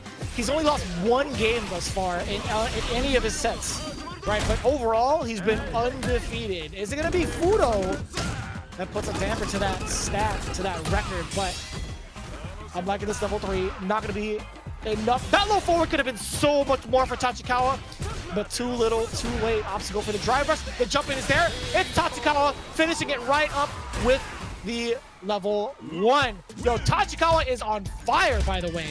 He is on a, what, like 6-7 game winning streak? It's crazy. Ooh. With modern of all things. And honestly, I don't even think modern's really coming into play that much. It's just him calling out these fireballs. Great battle tendency overall. Drive rush throw to start the party. Try to get the suppressor. A Fudo block, not drop. Parry, drive reverse to back him up a bit and kill some of that drive gauge. But Tachikawa's right back in. He's the aggressor. Oh, barely missing that jump in, but the punish counter is there for the round. Oh boy, the back throw, I should say. Punish counter, dash up, sit him down with a medium kick, the forward medium kick at that. These frames. I love the coverage on the option select in case they jump out of the corner. It's Tachikawa still applying the pressure against Fudo. He was charging up for days. Get that jackknife. There's gonna be more than enough damage. No! He could have gone for another one. He could have gone for another drive rush cancel into the back roundhouse into crouching heavy kick. But he still has a chance to chip, Senkola. Oh, didn't even need it. Swinging out the counter hit, putting himself on set point. This is so good. Again, Tachikawa, I feel like the modern stuff it's not really about him. It's just the battle tendencies, the jump ins, reading what Fudo wants to do with these fireballs. But just like that, the read comes through from the side of Fudo. Are you invited to the cookout? Yes, sir. The crouching medium punch on that plus situation for the follow-up. Yeah, I like that. Beast mode, baby. Following right back, spending the 2 bars. And I do like this. He gets to keep himself at least 1 bar, but also he gets to be full screen. No, he just drive rushes on in there. You see the jackknife. Fudo was waiting for him in the shadows. Dash up. The delay on the setting medium punch. It is a counter hit. You could kill here. You sure will. That's Fudo getting at least a round here in this set. Oh, caught him walking with the crouching medium punch. Caught a button preemptively. This is unfortunate. You're caught up in the corner against the likes of DJ. Didn't have to spend too much bar to get there. This could be OD air slash for days. The dash up throw too as well. Try to get that back heavy kick. Did not reach because he left with The special, that was super smart here for the side of Fudo, but for how long? It's only one hit. The neutral jump. Oh my god, calling out the Sobat. What a read!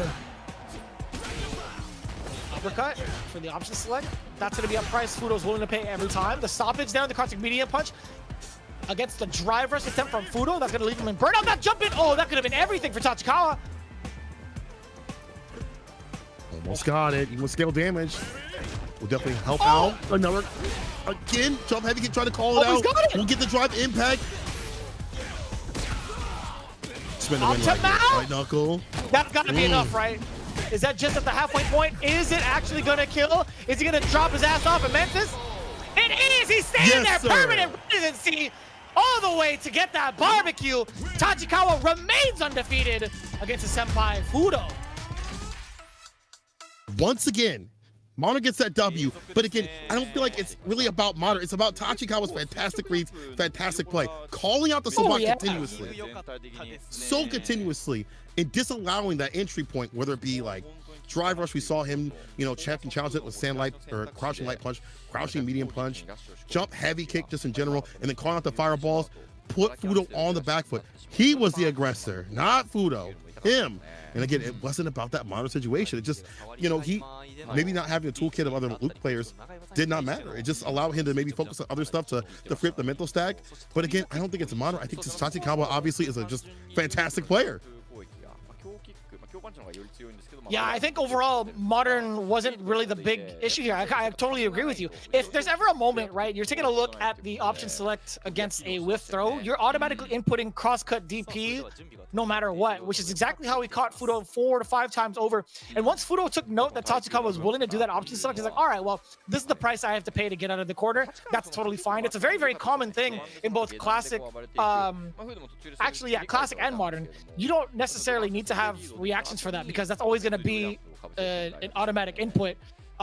Whether or not your throw is successful, whether or not your throw is teched, or whether or not the throw is whiffed. DJ has the same idea. So looking at it thus far, there wasn't a lot that solicited the full, hey, he used Modern, his reactions were better or whatever. Even with the usage of supers too, that was full on Tachikawa. I don't think any of Modern helped him in that matchup. Because he still used all the manual inputs for at least the uppercut as well as the supers. Tachikawa getting some points for his team. Now we're going to be seeing the turbulent wind come through and put the storm on the likes of DetonatioN. It is going to be Gachikun on the Rashid. However, this is now the Evo champion on the Ken, a character that definitely suits what he wants to do with that aggressive style. The aggressive sort of soccer that we saw in 5, we're seeing it now with the Ken. Again, this character definitely fits him, but speaking of fitting like a glove, Gachikun finally getting his main. He still hasn't sniffed out or sussed out if the character is like actually decent enough. And I think it's going to take a while for that because that is Rashid. Rashid was like that in 5, where it takes time to understand how to play the character. And his neutral's kind of weird in this game too as well. But Gachikun, this is his main. He's going right back to him. And I'm curious to see how this matchup's going to go. Like I've played as Ken, you know, I played Rashid. Having OD Fireball and the drive rush stand fierce is fantastic to stop the charge up fireballs and things like that. So like, I think this matchup isn't that bad for Ken, but I want to see more though. I feel like there's more that's to be uncovered from the side of Rashid. I believe. Yeah, no doubt. I mean, we kind of saw that in, I think, one of the CPTs this past weekend over at the VODs as well. We saw Kusanagi versus a very, very impressive Rashid player too. I think one of the highlights was that, you know, technically Kusanagi, he was dead to rights, man. The Rashid player happened to drop the mix-up after the Arabian Cyclone going through with the enhanced mixer, or like the follow-up. He actually dashed through, like air dashed through, hit the fierce, and then just dropped the combo. So I think overall there's a lot of potential here with Rashid. I really do. I think we shouldn't dismiss him. I don't want to repeat history like we did in Street Fighter V. Everybody dismissed Rashid for a full like 4.5 seasons, bro. We're not doing that. I promise we're not doing that.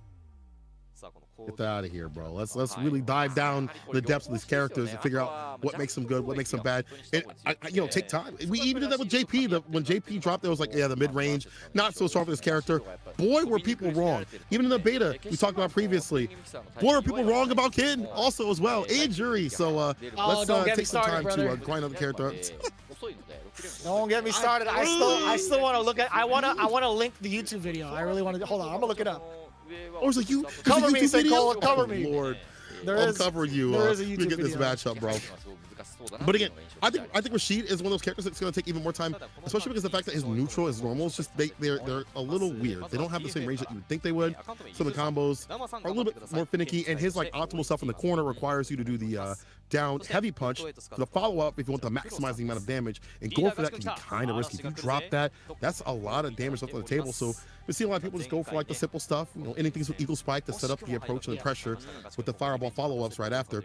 They're charged up the enhanced hella meaty wind fireball. So as again we grind this character out, we'll figure out where he is going to land. But one thing that I want to see is how people deal with the fireballs and just in general zoning. That has been an issue for him. No doubt, no doubt. Hey, check chat, Saikola. I definitely linked you in the Twitch chat on that one for Capcom Fighters. Oh my god. Yeah, it's so funny, man. Just man, it's so good. Anyway, so here we go. Match number 2. Naomin versus Gachikun. Already starting things off pretty well. I like the idea. Oh boy, we talked about the counters against the charged up fireball against Rashid. The perfect parry is there against the Jinrai kicks. Dashed up a bunch. So much screen carry on the Eagle spin. Again, HP spinning mixer. Overheaded block successfully. Forward throw. No loops too far, but still the big confirm. Oh, the quarter pressure. Way more point. The fadeaway in play against the throw. He said that he lost against Ken the last time. This time, he'll stay fine. So I know what to do. And again, the quarter pressure, one of the best things about Rashid, he's going to access the most amount of damage and build up all that drive gauge. Not only that, actually, I should say, the levels at the bottom too as well are going to lead into like Yasar. Oh, can he get there though? Take that punish counter, the fireball straight from Malvin. But look at the corner control too. He's not trying to overextend. He's looking for a big button to whiff punish. Slow and steady. Malvin is trying to win this race. Gachikun still at negative. Man, the big whiff punish. That was a spacing trap, I think. Here we go. To the corner. Hella Oki. Deep just with that jump fears. I don't know what Gachikun tried to do. Maybe wake up. Nah. Doesn't matter. Level 2. Let me see some mix. This is one thing that Shin said was one of the best vocal installs in the business. You can see why. Consistent pressure is applied right there. Wind sword sneaks in the crouching light kick, dash and throw. Half your health is gone. Oh, that should be more than enough damage. No, I lied. I thought he was gonna set up for Super Rashid kick, but no, maybe the scaling he was scared of. No way. Do you think level 2 would have killed? Yeah, I feel like level 2 would have killed right there. You're in the yellow right there and not enough damage. Sometimes you just want to spin to win though. But that's an expensive spin. Because look at the bar at the bottom for the side of Gachikun. Another level 2. Put him in the corner, that mix is going to get even nastier. But Jinrai kick, Dragon Lash hits. Counter hit too as well for the follow-up. Oh. Crouching medium punch is the anti-air choice. Very interesting. I thought that was long, like days of long gone. But Gachikun making it work. Forward throw, punish counter on the drive parry. You heard it. It's a forward throw, dash up. No, yeah. Man, the throw loops are so potent. There's a counter hit there as well. Using a plus scenario. You're dead. Level 3. You're hella dead. Oh yeah. Saucy combo right there. Nothing left on the plate. Oh my god. Man. Gachikun. Cooking with fire, got the chilies, I got the salsa. My man was dancing, bro. He was doing Arabian Cyclone, standing light kick, Arabian Cyclone again. This guy, he's got all the salsa. He said, never again, bro. I ain't losing to another Ken again. He watched the tapes in the darkness of his basement.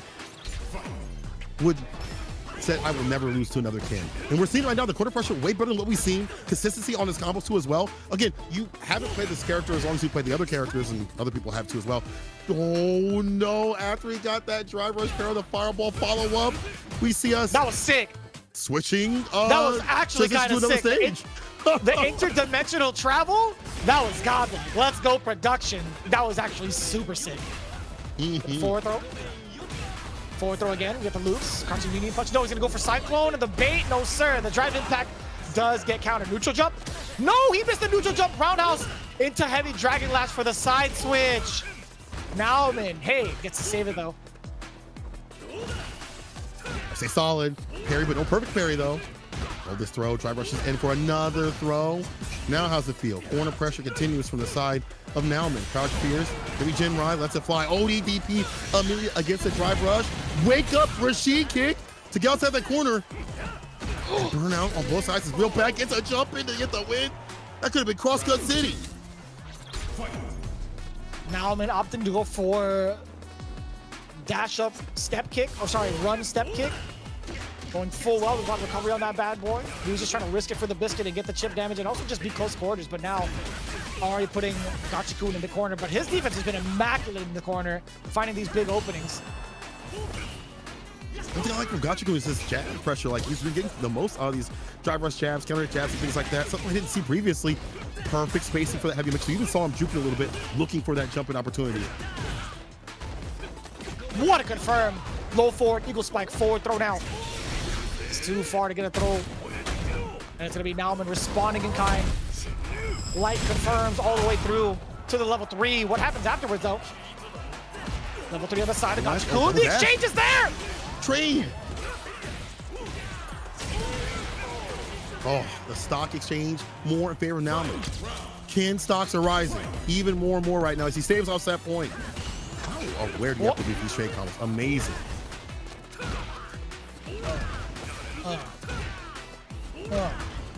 Again, hit him with the loops.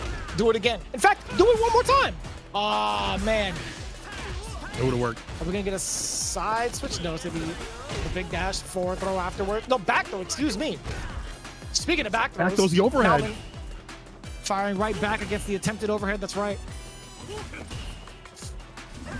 Slinging out the plasma.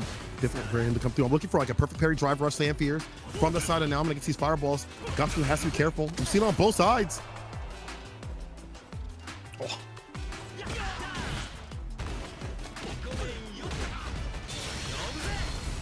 Oh boy, Isar coming in hot.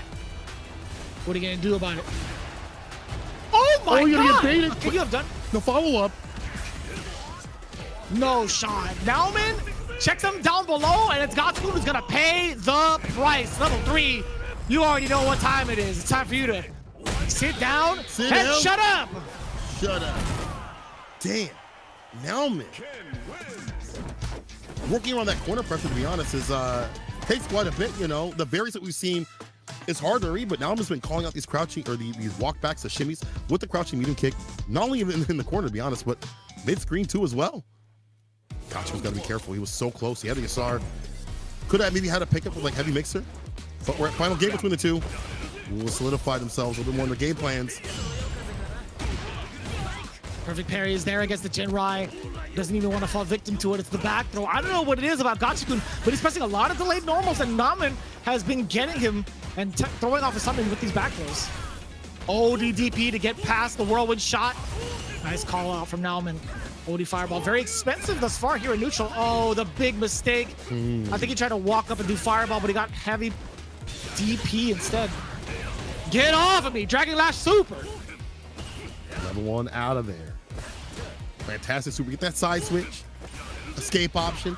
And slugging out more plasma is Nauman to hide the approach to drive rush throw. He stand fears. Drive impact. No. Here's the clap back. Stand fears. No, he's going for the neutral jump. Yeah, you are optimal. Rashid kick for the W in Gachikun.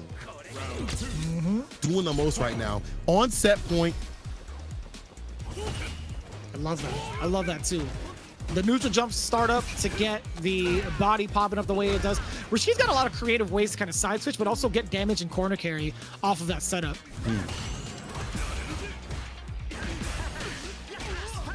Oh, caught his walk back with crouching medium kick. Yeah. How's it feel? Charge up, fireball. Not even fully charged. I like that variance. Don't make it too obvious. You've seen, you know, the drive rush parry, or parry drive rush right after. Yasar. What are we doing with this? What's the mix? What's in the blender? Man, Overheads. So Overheads again. You get set up.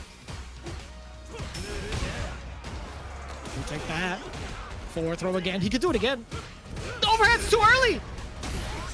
Oh, -8. We're gonna get a side switch. We're gonna spend it now. Oh, this is so smart. Nauman actually gets the pressure. Gachikun for free. once this burnout initiates. But the problem is, how is he going to close the gap? Drive rush, right? No, fireball. Oh, fireball. Oh, of all things, OD fireball. The drivers are picking up drive impact, and that's a wrap. Final game, final round. But that was still super smart to not overextend to get the win. Maybe worried about level 1. You know, that's why we see the fireballs continuously. Perfect parry, go for a back throw. No, forgot this character has corner carry for days using that eagle spike. We're gonna see the throw loop city, possibly one more. He should go for it again. He should really go for it again. Nice tech. Force Gachikun to go into the tech mode. That variance up. Make them think about more. Just with that mental stack. Now with the big lead. Ooh, too far off for the whip punish. The idea's there. Yeah, no back throw, bro. You thought. Oh. Couple of tornado shots, a lot more of a patient approach from Gachikun. Gritting his teeth as he gets forward, or as he steps forward against Nauman. Anti-air is there, yes sir. HP spinning mixer set up, overhead is blocked, but it's still gonna be plus. Listen to the drive rush. Drive rush again. There was a big trade-off for Nauman. The overhead could have been so dangerous if it was counter hit. Stand Pierce. Oh, in the shimmy, the finesse and blast. Oh, that'll put him to rest. We'll seal it. Dragon Flash into the level 2. Nauman made Gachikun crack. Incredible. Living up to his name. I see you finishing things off with a Shippu Jinrai Kak. Nauman, so impressive too. Especially after that sequence, it was legit guess for game scenario. So very, very impressive from Nauman. Looking like he was keeping it close. I will say this, I think Gachikun shouldn't be too bad on himself though. I think he had a very good idea with what he wanted to do with Isar. I think it was an instance where he actually had a hit on Nauman and just kind of like dropped the rest of it. But I'm sure there was ways to kind of spend like maybe OD to get juggles, get like a ton of damage as well. Maybe like OD spinning mixer, especially with the enhanced whirlwind that you get from Isar.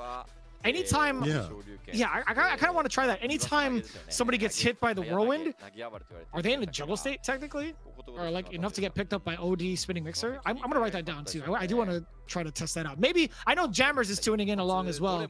If Jammers can answer that question for me, but as it stands right now, is Nauman the only one to get W's for his team? DetonatioN, FocusMe. They've already had. They got 1 W previously though. Yeah, that was him. It was him. Yeah, that was week wow, week really 5. Was him. Wow, so he's the only one pulling his weight right now in Team DetonatioN. That explosive Ken. But honestly, I like his game plan too as well. We talked about the fireballs and that like maybe not being a traditional fireball like Ken's is more like a poke. But like I feel like the hesitancy from Gachikun came from like the fireball close to mid-range because anti-fireball play for Rashid, the more on the predictive side, you can roll through, but you have to have that wind sword. It has a lot of startup. I wonder if Gachikun maybe could go for like OD fireball, like spin some of that bar just to get in, or at least claim some of that space. Because it felt like when the fireball game started coming through a lot more, it started pushing Gachikun's momentum and rhythm down, and he started maybe backed off a little bit more than we saw with that confidence that usually has dwindling away. Yeah. It's so funny. Everybody in the chat's like, Rashid is paying for his war crimes that was crouching heavy punch in 5. He's paying for it a little bit. It is pretty significant, man. I do not want to see the windshield wiper back, despite getting, you know, hurricane warnings now in SoCal. What is the world coming to? I do not want to see like anything related to crouching heavy punch on any character, not even just Rashid. That better not show up. I swear, if Aki gets that normal, I'm playing her. That's it, straight up. If she gets that normal, I'm playing her. Yeah, I'm playing her straight up. Like it's a good normal, dude. It's a neutral. It's the neutral blower upper, is what it's called, right? Yeah. Crouching heavy punch. It's such a good button. I feel like like a lot of Rashid players, when he didn't have that button in his game or have those blessed buttons, they're like, this character's not as good. Like he's not nearly as good, and he's not as good as he was in 5. But you have to adjust. I think Stand Fierce in this game is still good as a whip punish tool. Crouching Fierce is still pretty good. You know, they're just different, right? And they're in the context of Street Fighter 6. And again, that's the thing about Street Fighter 6. Like the characters that have like returned, we have to change up for those game plans. Like Rashid's normals are so different. Like even Stand medium kick, like that button is way different. It used to be a poke tool, and now it's used as like a confirm off of like medium and things like that. You have to change up your mindset, and I think it's going to take a little bit more time for people to understand this character. Watching Gachiku today, it feels like he has a handle on the normals. It's just certain aspects of the game overall, like fireballs. Like that character does not have a way against fireballs as he did before. You have to really rethink his strategy. I think OD Fireball again might be the play. Like that, me personally, watching some of the other Rashid players have been swinging some of that bar and they're willing to spin that bar to get in. That may be the way. We'll see what Gachiku has. I agree. Nauman though, his tendencies on catching walkbacks and things like that, very good Ken play. That's like, it's very quote unquote basic stuff, but it's necessary to have. Yeah. No doubt, no doubt. We are getting ourselves ready for the next match, but just to kind of warn you, not warn you, sorry, to kind of advise you all, please be sure to get some refreshments for yourselves. We did have a little bit of a sound lag issue, according to the other stream, the main Japanese stream. Unfortunately, we won't be able to show the game, the final game to you live, but we will have that replay up and running as the commentary team is buying some time to get that replay ready for you all. So as it stands, we're going to miss some of the theatrics of talking about the player versus player. I would like to see the replay. Yeah, straight up. We're going right into the replay. Perfect. Yeah. But that's Nauman versus Gachiku. Just kind of give you a heads up. Not going to be into the game. That was my bad. Then we saw the teleport transmission. Let's go somewhere a little bit less crowded. Yeah, I like that. Gachiku sitting to a different dimension. Instead of hanging out with the snake in the back and the little the lagoon house, or I guess the jungle house, yeah, let's go hang out with a bunch of Spartans in the Coliseum. Looking back at this, actually, he did go for perfect parry, like medium punch. Maybe the timing from Nauman was just a little bit too hard to read, alongside like drive rush, stand fierce, all the other things that Ken can do with Dragon Lash. But like that, maybe him like acclimating to the fireball pressure was like, we saw it with the perfect parry, like medium punch. We didn't see it too often after that. Maybe just too much to think about. But I wanted something that Gachiku can just get better and better about to fill the holes of Rashid's gameplay that's lacking.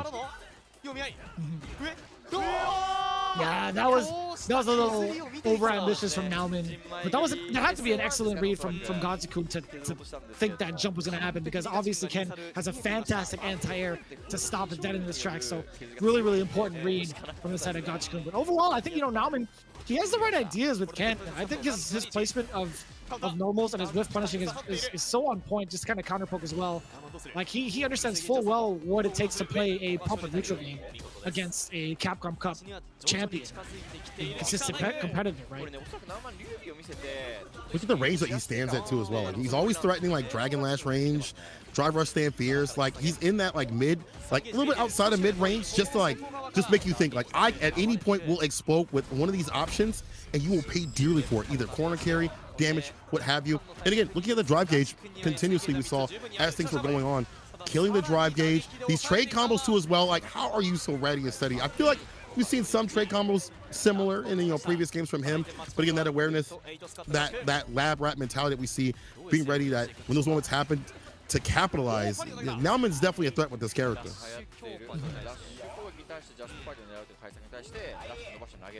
Yeah, I love this too. I was taking a look at what happens after a level 3 from Nauman. Or as Ken, right? If you land a level 3, by the way, this is just a replay, just letting you guys know. So we're not necessarily like going with the play-by-play and analysis segment of the commentary, but I was taking a look at the hard knockdown frames that you get as Ken after a level 3 lands, right? You were plus 15. So I was taking a look at that last sequence. Nauman dashed up. Ken's dash is 19 frames, so you are -4. The fact that he threw a low forward and still managed to get a trade combo against Gachiku blows my mind. I don't even know how that's possible. That's crazy. Yeah, I don't either. That right there! That could have been Heavy Mixer if he committed, yeah. Or even OD Mixer. He was in that range, actually backed up for that range and just did not commit. You saw him walk forward, that hesitancy. I feel like you knew with the character, you called that.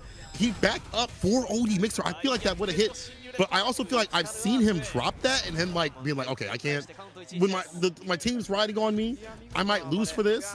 Maybe let's go for something like a little bit more, solid. Maybe walk up, wait for him to land. But maybe just Heavy Mixer would have been the play right there if you really feel like it's not going to hit. Yeah, that's fair. I do want to check that out. Hopefully, we can get that message from the brethren across the pond.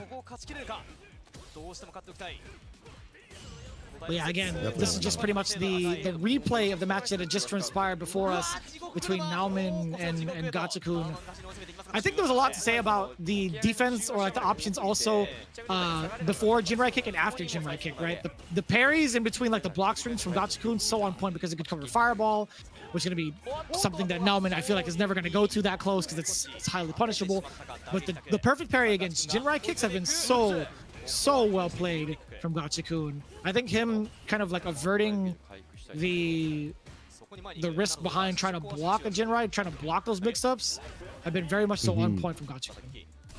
People have definitely gotten better about doing those sequences and situations. Just the drive impact, and this was super sick. You know, a simpleton like me with a stand fierce, OD eagle spike, and a side switch. But you see how he maximizes the amount of damage and puts the sauce on it. That's good stuff from Gachikun. Well labbed out with this character. I mean, again, we talk about how he spends hours upon hours labbing out the character, sitting in the lab, similar to like Momochi, to be honest.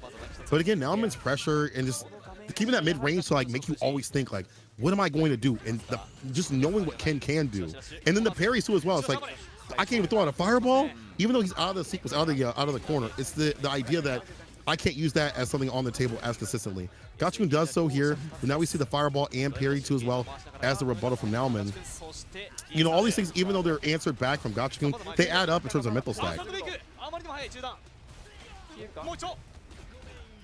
Back-to-back overheads. I feel like that throw was not the worst thing, but also doesn't set you up for any like Arabian Cyclone. Like you get rid of like the enhanced tornado. But that right here, a little bit overzealous on the drive reversal. This was everything for Nauman, right? Critical art, the damage that he gets off of it, and also just the control in the corner. It's so terrifying. Oh, in burnout. Look at that. Yeah, the burnout too. Exactly that. Look at the fireball. Perfect stuff right there to chip out. OD fireball too as well. Safe, solid stuff. Now I'm going to overextend to get the win. You're again worried about the other options that the character has. Yeah.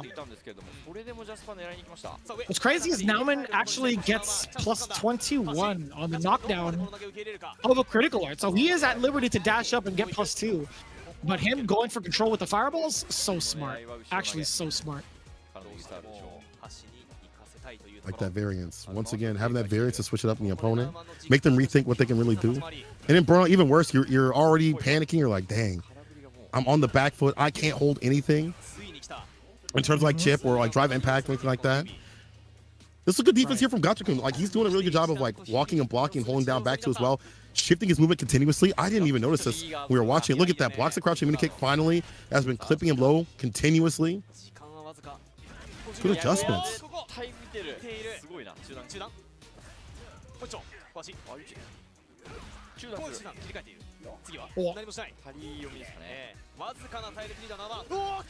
Man, that's so hard to stop, dude. That was a counter hit right in that instance too. When it was, I don't think it was guess for game scenario, right? Like he had enough health to take the throw, especially mid screen. Like if you take a look at what had happened if Gachikun had just taken the throw mid screen, he would have been able to back roll and live for one more sequence instead of giving up the rest of that game.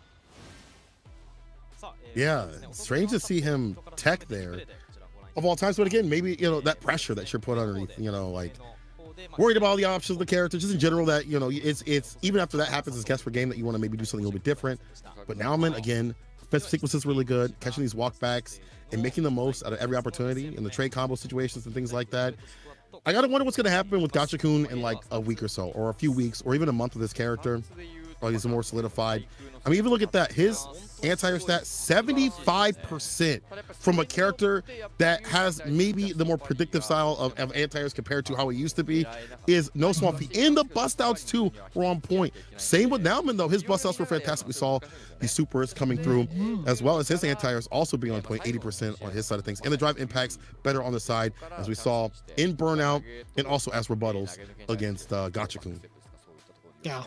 pretty high numbers if you're looking at it. What is it? The amount of tech throws. I think both characters very much so have a lot of liberties with what they could do after throw for more pressure. I think Ken more so than Rashid, but it's not too dissimilar. I don't think it's by like a wide margin. I think they very much so have the same type of pressure that could lead to plus frames, into frame traps, or even into another throw loop essentially. But it is what it is right now for Nauman, getting the big, very important W against Gachikun and Good 8 Squad. And also just for the team, right? They need as many points as possible, considering this is the halfway point. We're still looking for the top 6 out of the 9 teams here representing in Street Fighter League Japan. Now we get to the nitty gritty. Damn! Itazan versus Bugera. DJ versus Zangief. All right. So Itazan going against Bugera. And Bugera maybe not have the results that he'd like to have, like he had previously, where it felt like he was a big point earner. Coming in a little bit more broke than he was last season. We'll see what he does with the DJ. I feel like he's finally getting a hold of that character a little bit more and more as I watch him. Just I feel like he's not able to close games out though. It's like the biggest deal. Like maybe, you know, having those clutch moments, you know, a few drops here and there in terms of conversions and combos, but you can't have those, you know, against these top level players. I've seen him drop combos that are like, you could have won that, you should have won that. That game was handed to you, but it's run back by the other people that he fights. You know, especially when we saw like Kazunoko, when he was fighting Kazunoko, wasn't able to stay as solid as he would like to. But it's against Itazan, so we'll see what it do. Since you play DJ, how do you feel about this matchup?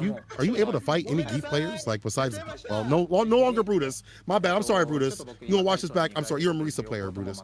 But other Geef players, what do you feel about this matchup? I've played against Mike Too Strong. I've played a handful of Zangief's online. Obviously, Mike has been like the best training partner for this particular matchup. I think DJ does a pretty darn good job, kind of like out-bullying Zangief, obviously with the normals. I think DJ's normals are fantastic. I think his fireball game is a huge threat, but also there isn't a lot that that Zangief can get away with trying to move in on DJ for free, like trying to jump in is gonna get stuffed out. His jump arc isn't the best. DJ just has a lot of presence, but I will say that DJ might be a little bit susceptible within mid-range with drive impact. If Geef can land that single drive impact and play up close, DJ might be in trouble. He actually might be in trouble, for lack of a more serious word. I think there's a lot that Zangief can do to apply pressure, perhaps like up close, and force DJs to be a little bit awkward. I mean, like that's one of the bigger points of DJ's weaknesses, right? Is like his buttons being drive impactable. And we've seen Gachikun be able to sniff and stuff those out and land those. And he's looking, just in general, like Itazan, the way of Itazan from when I watch his videos is to take you to the corner. It's hard for Geef. You got to make some big reads. You got to stick in like light kick, drive rush, maybe running bear grab if you're really, really lucky. Like your combos aren't doing a lot of damage. But if you put them in the corner, like Itazan has ways to keep you there. The headbutt to knock you down, the aerial headbutt. His reads in terms of getting like command grabs and things like that and making the variants happen. The stand fierce is landing too as well. When he puts people in the corner, it feels like it's locked down continuously. But getting there is going to be difficult. Drive impact may be the way to play. Going to the interview, Itabashi says, I'm going to play very hard with Zangief. We'll be seeing that happen. He said he had some sound trouble, but hey, we're back in business, so it doesn't really matter. It's all good. Bugera said, I lost twice in the anchor match. I'm going to do my best to win the third anchor match. Hey, third time's a charm, but you are going up against an absolute monster of many games that is Itabashi Zangief, a man of virtual and the streets in terms of what he competes at. So we'll see anchor match, more time to shine. It's like a blessing and a curse for a grappler player. You have more time to figure out your opponent and what they want to do, get the reads going, but they have more time to acclimate to your type of reads and things like that and find easier strategies to avoid your command grabs, things like that, or what you want to do, because at the end of the day, you want SPDs, right? That's going to deal the most amount of damage for Geef. His combos don't do that much because it's all predicated around the SPDs. Right, yeah. He's never really been like a big combo monster. He's just been a regular type monster for the most part. Taking a look at the current statistics from the side of Good 8 Squad, I think, yeah, Bugera, he's been losing. He's been on a very rough kind of place. I think Luke 1, he fell short against Kazunoko. Taking a look at the rest of them, let's see. Good 8 squad. Yeah, his overall record has been in the negative, which is quite a contrast to how he performed last season in Street Fighter 5 for Street Fighter League. He was also one of the top point earners. But let's take a look at the current situation. DJ versus Zangief. We get throw loops for days. Defense for this character in the corner, not so good. We'll get the counter at Chop. Get the full 3-piece, slides in. Oh no, did not get the hit. Maybe if he slid in with the crouching medium punch, we had the right range. We'll still find a send heavy get punish counter though. Strike throw. We're going for the low actually. Man, I love DJ's Japanese voice, man.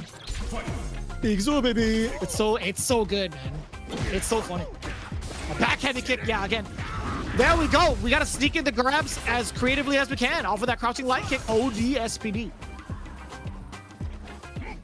Trying to get in, trying to walk into the corner. More importantly, stand fierce or drive impact, harassing. Any of these options be good to clip some of these limbs. Actually challenges the drive rush. Hell stab, sweep up the feet though with the crouching mini kick. Oh, here's Ida-san. He has him in the corner.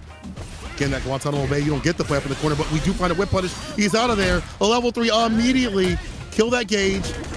Might actually get somewhat of or at least equalize. Taking to the massage parlor. Full service.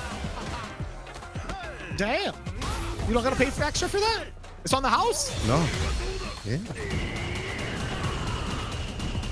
Yeah, the bait. That's one of the things too.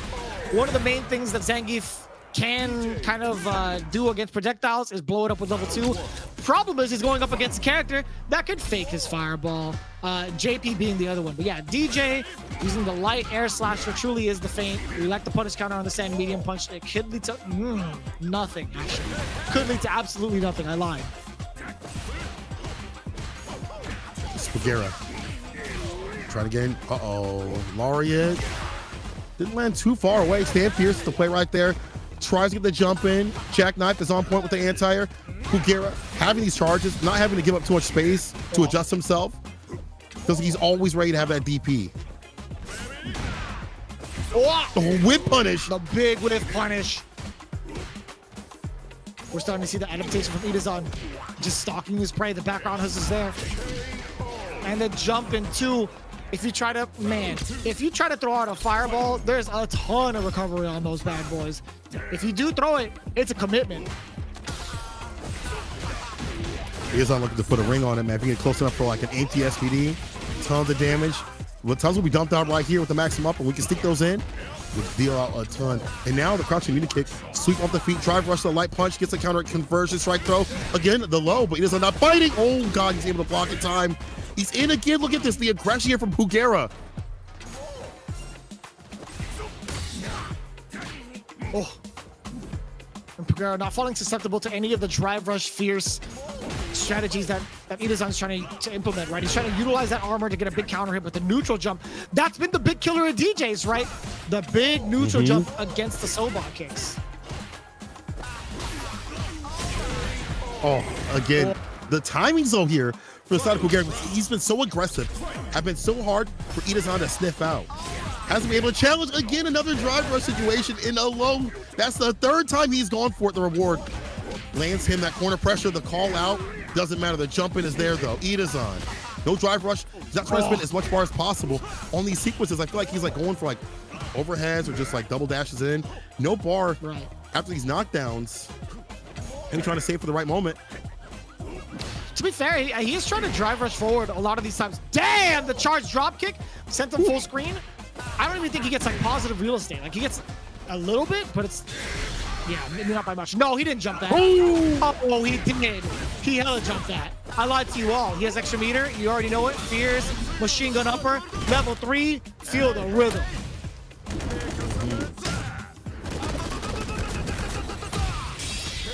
All sides taken care of. Kugera with that aggression. This is the Kugera I wanted to see. The same sort of Kugera that had better idea of when the anti-air and also mixing up his pressure and his approach, right? I feel like we've seen those the strike throw feints after the medium so he's been going for the low continuously. The reward is right there. Only once has it not hit, but that mix-up is enough to put Ida-san off his game.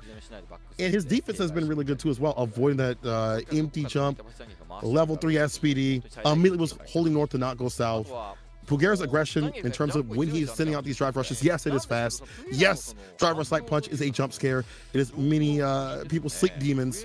However, the timing has been different. The buttons has been different. Where he's spacing himself out before he drive rushes, it's sometimes full screen, sometimes mid screen, sometimes close as hell, has been so different. And he's not worried about getting checked to challenge off like stand light punch or crouch light punch from the side of Edazan. He's like, hey, you hit me with that, that's cool. I hit you with mine. It's corner carry, it's damage, and it's closer to my W. We're going to see if Edazan has what it takes to pull out one of those miracle matches here in week number 6. He needs to get more points on the board, especially this amount, right? He needs to get this big 20 to significantly boost their chances into making it into the second phase, because it's such a talented roster, right? You have John Takeuchi, Naomin, and Fudo, all with very impressive accolades throughout their Street Fighter V career. And it's crazy to see that Fudo is not one of the players that has a W under his belt. It's actually Nauman with 2 of them as it stands. I love that switch up though, man. I love seeing something different. New heroes, new villains. Pugera trying to be the villain of this story right here. He is on game point with 8 squad, trying to seal the deal. Can they do so? Ha ha ha. I love that. Oh! Just within range of the fuse. Man! He was ready! Here. +2. The back deck is there. Yeah! This guy's going in. Pugera, he's trying to play. Good forward dash. You could do it again. For Chap this time, the throw is fine right after. Man. So good. So damn good. The tip throw to end it. And I love that. Yeah, the stoppage, the crouching jab, stopping the drive rush all together. I don't think a lot of people have fallen for that running bear grab yet this season. I don't think so either. Edazan trying something different. Has to do so. I mean, this is step 1 for Pugera. Everything that's been shown right now, Edazan has not got anything significant off. Drive rush medium, backing off to build up that drive gauge. The whip punish. We got that rhythm and rhyme all the time. Let me see that grind. Yeah. Carnival. He's about to fall. One more hit. The jump back. The splash lands. It's not over. And he was waiting. It's Pugera sealing the deal 3-0 against Itabashi Zangief. Not enough in the tank, more in the character himself. I gotta say, man, that's just Pugera being able to run you over for a very good reason. That matchup is so difficult for Zangief. It is, but you definitely see the labbing, the awareness, and Pugera's style coming through. With punishing the stand fierce like that with the level 2 to get that big lead, how he was playing with drive rush and willing to take a jab or a dab of that, you know, like there's no damage to that stoppage, and not enough to prevent Pugera from coming through, because more often than not, he was landing at least 9 out of 10 drive rush interactions. And we saw again the variance after the medium kick Sobat.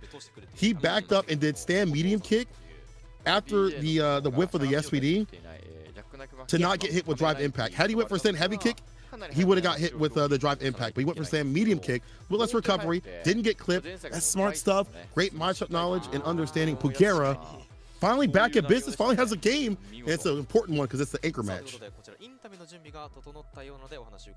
We are going to get the post-game interview with our winners. Good 8 squad, of course. Gachikun falling just a little bit short, but they still have Tachikawa with a very impressive win with that Modern Luke.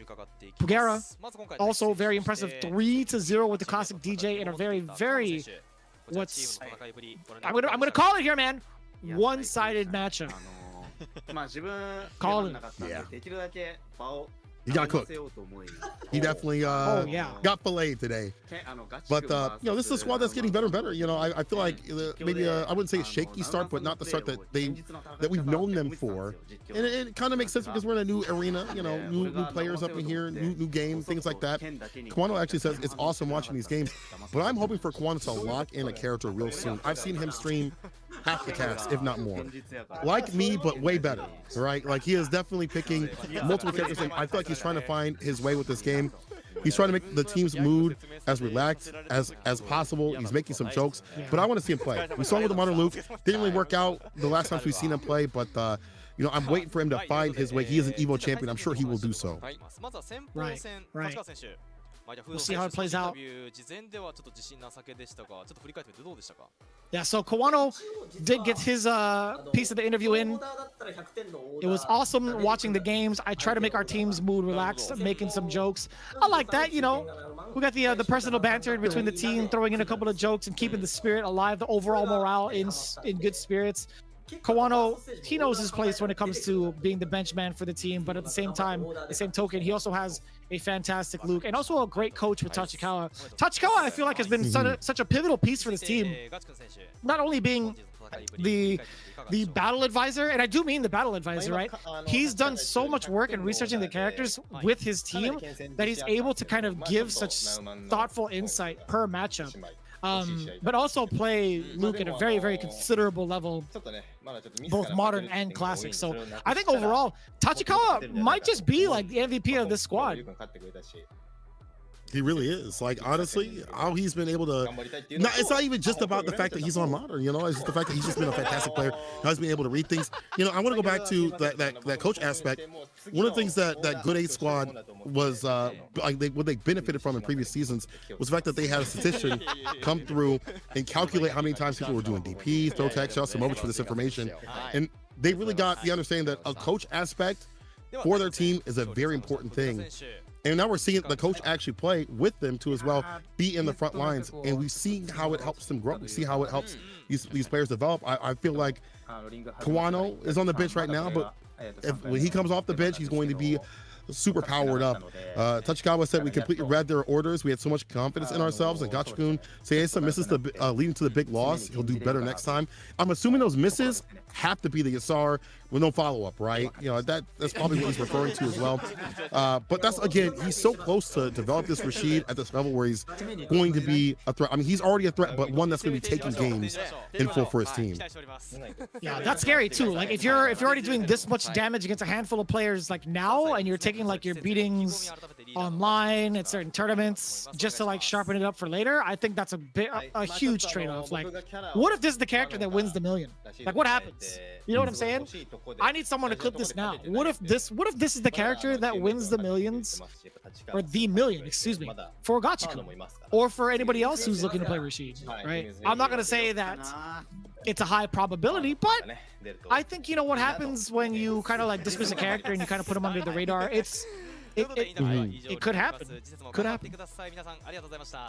I mean, in this game, the way things are balanced, like, people, you know, are maybe upset that certain characters are too powerful, and they are, and some top 8s are ruled by certain characters, but the way the system mechanics are, it allows everyone to fight, right? And that's the most important thing. If everyone can fight, maybe you have to do a little bit more work than the other person, but they can still fight. And that means every character's a threat, no matter who you run into. Even Gachikun says, yo, I'm losing some important games, but my teammates are covering my misses. And while they are covering the misses, he's going to fill in the holes and stay solid. Pugera, we go back to him. He said, I'm relieved I won. I'll do much better next time. It's crazy that he's relieved that he won and he wants to do much better next time. That's actually insane. Like, knowing that there's still more work to be done. And look at the work of those anti-airs. I want to point this out because he was one of the best in the business in terms of anti-airing and Street Fighter League, and with just Balrog in general. And now we see it out here with a character that takes a lot more work to really think out what spacing you're going to have. We saw that back heavy kick workout. 8 out of 13, 62%. Pugera, never having to leave the ground means no anti-airs, or no anti-airs will come from the side of Itazan. Brother, look at that, 100% on the throw. That's all you needed was just one. And no drive impacts working out for Itazan. Unfortunate. Pugera was working. This is him back in business, back in form. Yeah, no doubt. Definitely no doubt. I want to see it again. I want to see it again and again and again with the DJ. I want to see Pugera dominate as many people as he can, the way that he did with Balrog that particular season, and just kind of go with it. Honestly, I think DJ is still underrepresented for the tools that he has. We have yet to see DJ obviously like win a big major, but I still think DJ, man, he's such a solid character. I think he's still, like, somebody was talking about it earlier. Somebody has DJ in their top 5 still. I think he's at the cusp of that. Like, he's right outside knocking on the doors of the elite. And in the right hands, he could be dangerous. Like Dogra is definitely a monster with that character as well. If you watch all of his CFNs, this guy is destroying people. I think he's in the same league. I think him and Pugera are like almost in the same league in terms of skill level. So I am kind of curious to see how far these two take that character. Just about as far as I could probably you know, reach out for some of these products and segue into actually utilizing shampoo and conditioner for my head, right? Clear for men. Clearly, I have no hair, so clearly I shouldn't be talking about it.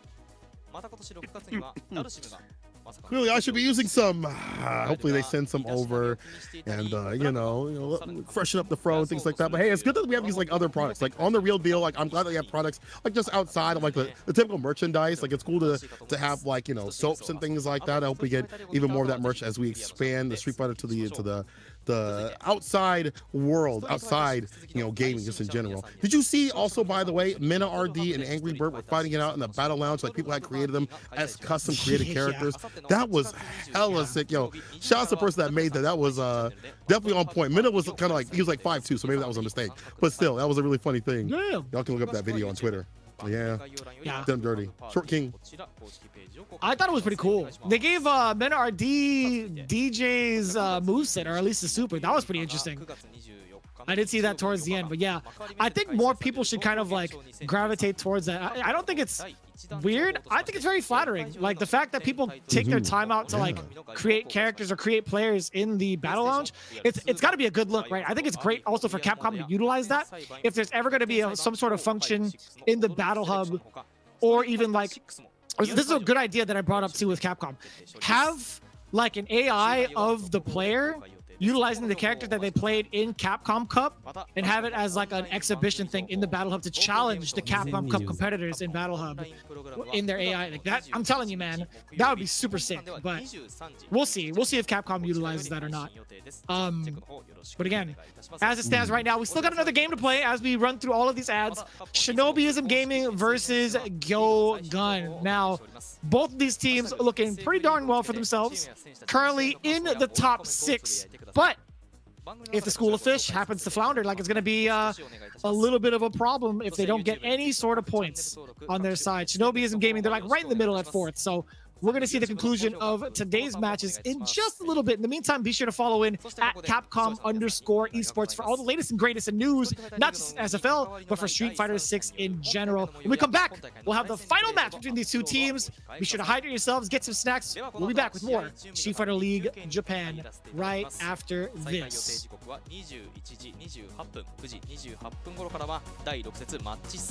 シノビズムゲーミング対魚群、こちらの模様をお届けしてまいります。それでは一旦失礼いたします。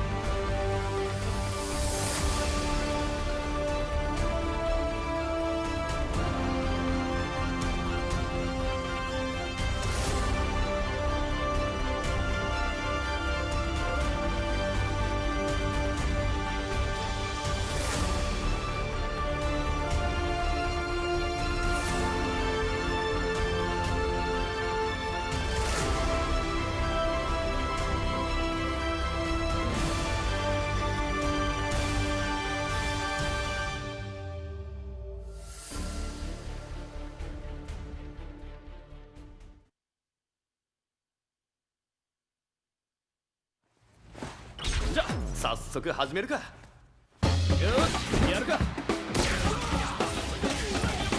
いい戦いになりそうだ。実践的なのがいいんだよな。実践ってのもいろいろだが、この街で始めるならストリートからだ。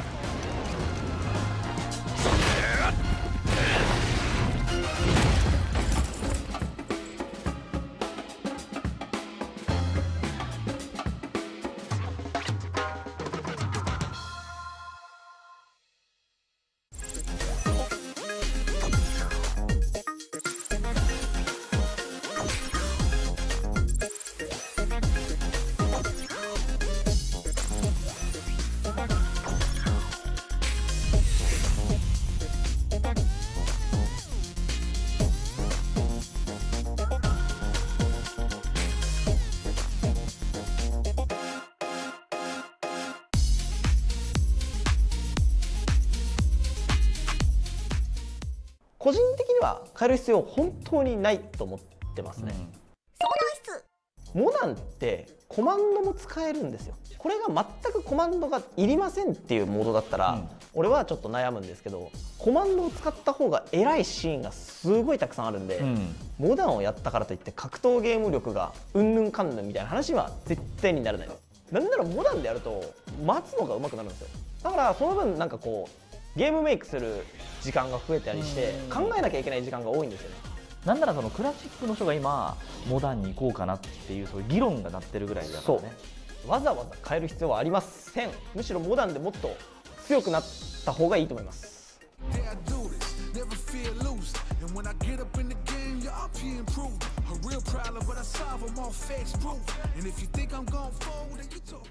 いろいろねあるんですよ、枯渇する理由が。前にレバーを入れると OD ゲージ回復するから、すごい攻めっ気のある行動をすると OD ゲージってすごい増えやすい。敵に、攻撃をガードさせたりヒットさせてももらえたりするんで、逆に消極的な動きをするとゲージってすごいこう減る。で相手が増えるみたいな感じがあるんで、実は消極的すぎてる要素もあるんじゃないのかなと。なるほどね。消極的だとゲージが枯渇しやすい。それこそ1回も OD ゲージ使ってないのにバーンアウトしちゃったっていうのも全然起きてしまうんで、そこはバランスも持つ必要あるんじゃないかなと思います。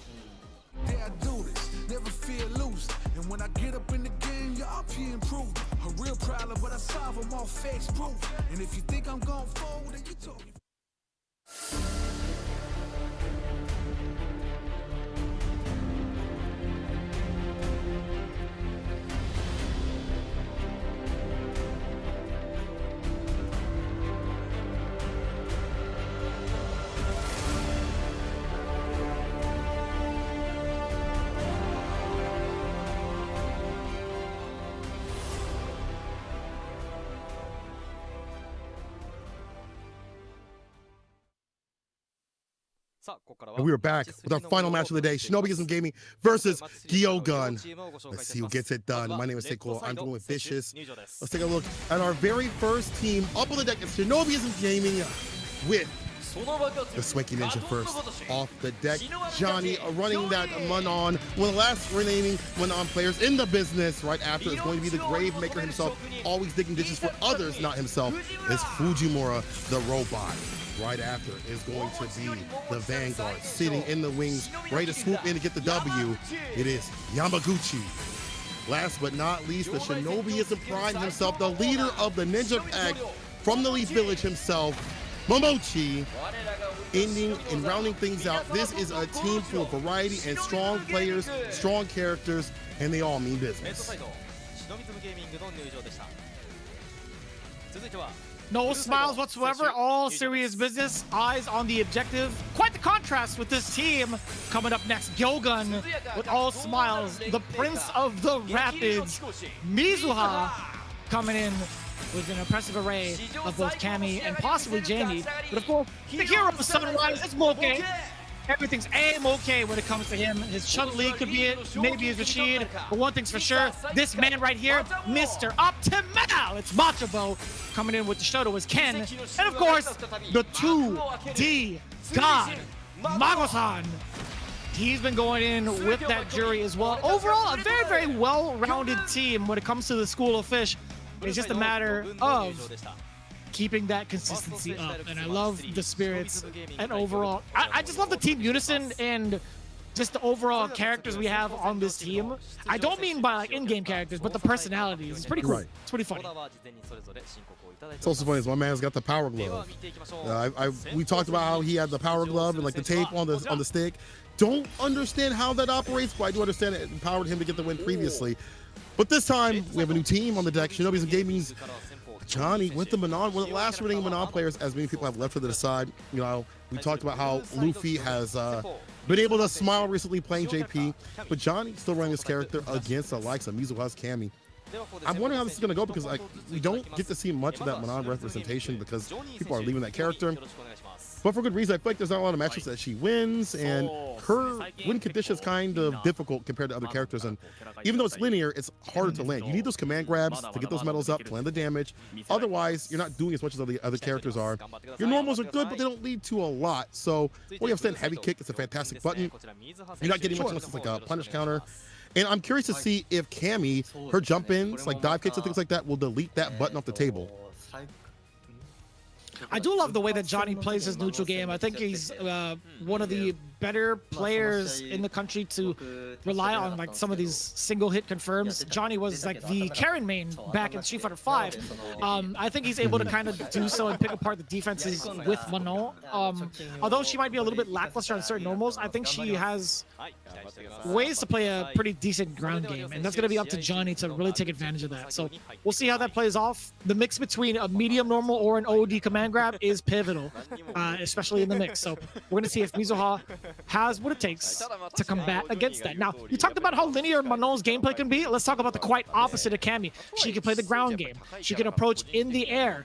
Pretty tough for Manon to deal with already, right? Being able to change up your trajectory with dive kicks. That alone really spells trouble for Manon as a character. I think overall, Cammy is going to be a big counter pick for the Manon matchup, just considering how versatile she is both on the ground and in the air. No, I definitely agree. I feel like you have that crouch fierce, which is fantastic. It puts you right in that strike throw range for Manon.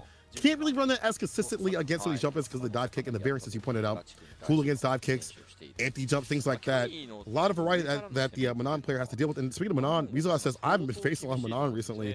I'll have to face her with the experience from the past. Johnny, however, says, I see people changing their characters from Manon recently. He said, I'll show them that Manon is still strong. Either those are words to die by or words to live by. Either way, Tour's going to be a flutter after this. Yeah, definitely famous last words type deal when it comes to saying something about Manon. I know somewhere, man, 801 Strider, he's just woken up from a bad dream. He's like, oh, I heard somebody say Manon is really good still. Huh. But no, I mean, like, I want to see it. I genuinely want to see it. I don't think she's a terrible character. I genuinely don't. I think she could play the ground game pretty decently. She could be pretty scary still.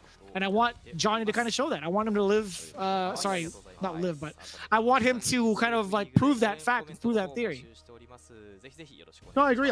It's wild because you said that she's got great ground buttons, and people forget like her medium punch lunges forward.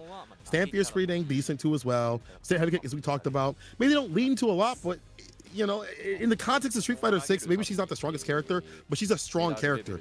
And we forget about the fact that if she's landing these medals, she's making the reads, she's going to be dumping out tons and tons of damage on these command grabs, and that fear, that inane fear, may be good against the player more so than the character too as well.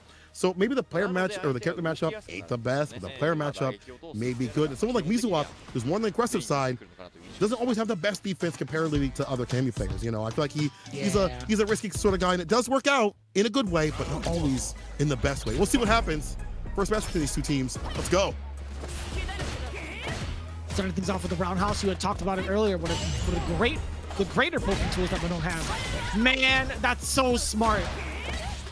Mizuha all over it. That neutral jump immediately off of that read, and it's been all trouble for Johnny up until this point.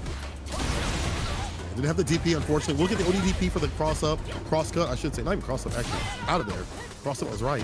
Raw spiral arrow, my God. Mizuha with the ODDP on the drive rush. Can't do that for free. Jeez. This is nuts, man. Mizuha making all the right reads against Johnny. What happens now? Do you still try to go for any command grabs? Well, he lands at least one extra metal. Checking down below. There's two, keeping Mizuha shook. The side switch is there. Off for the hooligan. Forward throw as well. Live kick, yeah, right by the toes. Get the answer back. Johnny. If I can't answer her normally, I'll run it with the super. Not enough to seal it though. Double dash in, does not want to spin that bar. There's a stand heavy kick to challenge the quote-unquote better buttons of Cammy. Setting up for success is Johnny. Dash up, what's the play? You heard the parry attempt. Punish counter there.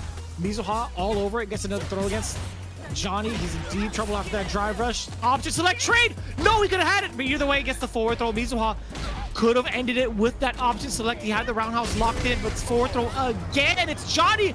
Instead of getting a single command grab or more than one, it's him who is getting grabbed to the bottom of King Street. Into the river you go. Next game. Cammy the grappler, not Manon. Cammy the grappler. Up in the corner again, her strike throw is fantastic, and it makes sense to see those throws come over and over again. There again, we see the punish counter. The follow-up, you have to have the punish counter, have something off that. ODDP, you have to read these reversal timings. We've seen wake up light kick, wake up BP continuously. Mizuha has not really sat down and blocked continuously on, when he's on the back foot. And Jai's got to read that. Man, Mizuha with the read again. Oh, the uppercut against the attempted command grab in a flash. The counter poke, crouching medium punch, checking the walk back against Johnny. Forward throw now. Going to go and burn out against this character with the mediums over and over again. Backs up for the stand fierce, and that's the win. That was so smart. Back it up, bring him close up for the quote-unquote medium infinite, and just had that space to play with. Johnny not pressing the issue when I feel like he should be. This is set point. This guy, Mizuha, is all over it, man. He's made the appropriate reads. He's had the perfect spacing traps and the whip punishes. He's looking immaculate right now. The perfect parry, add on to his resume. This guy's coming for your life, not just your job, not just your wife. He's going for your entire life. He's going for the savings in your bank account. His dog? No, it was your dog formerly. Oh, God, the punish counter is on level one. Jesus, Mizuha, please. Relax, buddy. Why you have to be mad? It's only a game. He said, I'll show you that Manon is not strong, bro.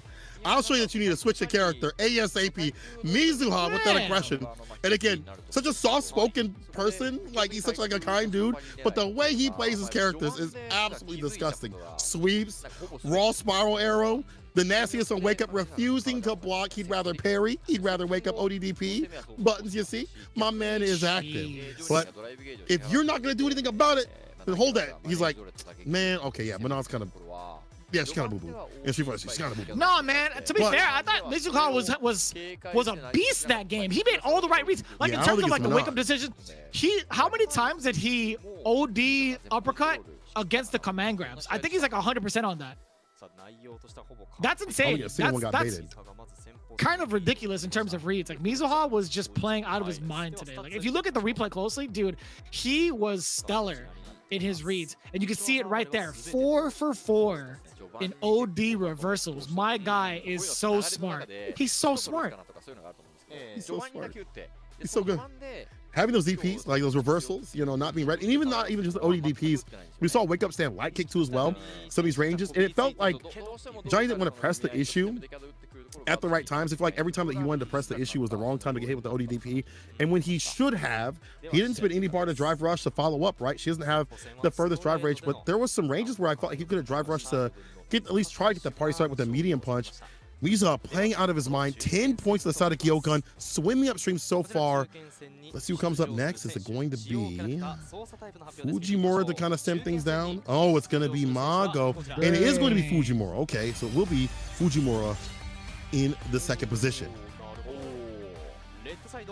He's got the gloves. And we're gonna get Cammy from the side of Mago. Interesting. I think the last few instances I saw him play Cammy were, I think it was like yesterday morning, but I think the last couple of streams with Jury were like 2 days ago. Very interesting. I wonder why. I mean, like, Mago had exercised both characters pretty early on in the first month. 1 week he would do Jury, the other week he would do Cammy. I'd imagine it's got to be like a character-specific thing, but overall, I think Jury is just as effective in taking or getting the job done against Ken.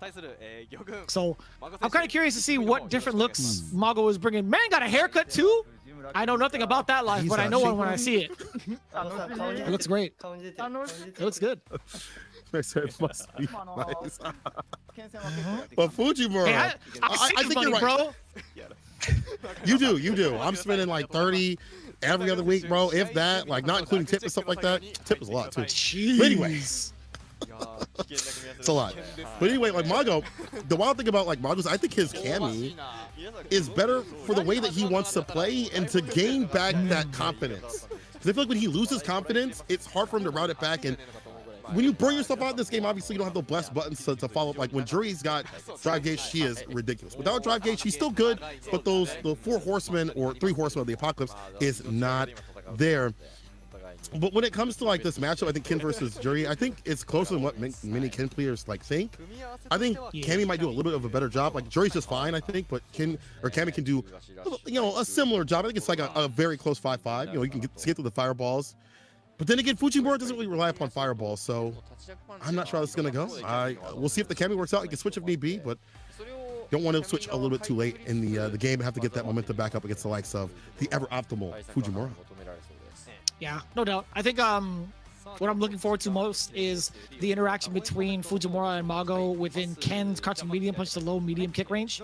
I want to see what happens when Mago decides to kind of give him the instant dive kick looks or even OD dive kick looks and see what Fujimura does to kind of adapt from there, if we even get into it. But I think overall, the footsie games, I think it might be dominated by Fujimura. I think I would like Ken's normals a little bit more than Cammy's in the neutral phase of the game.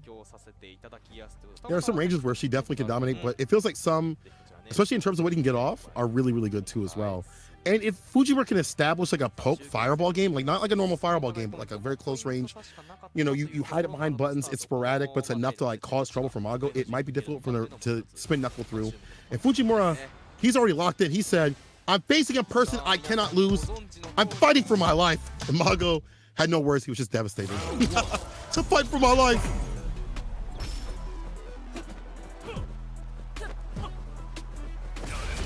Here we go.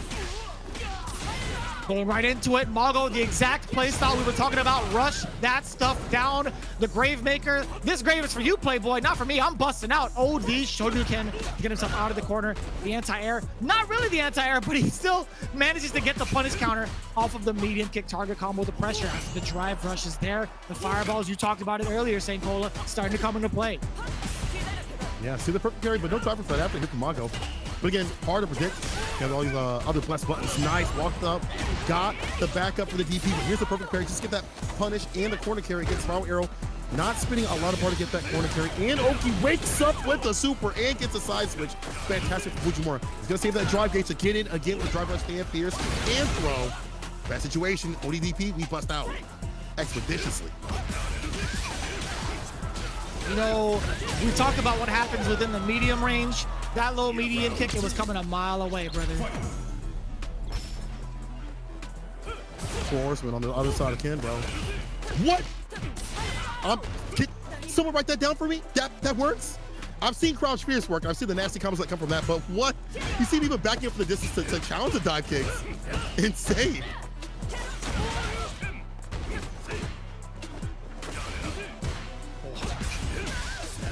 Oh boy.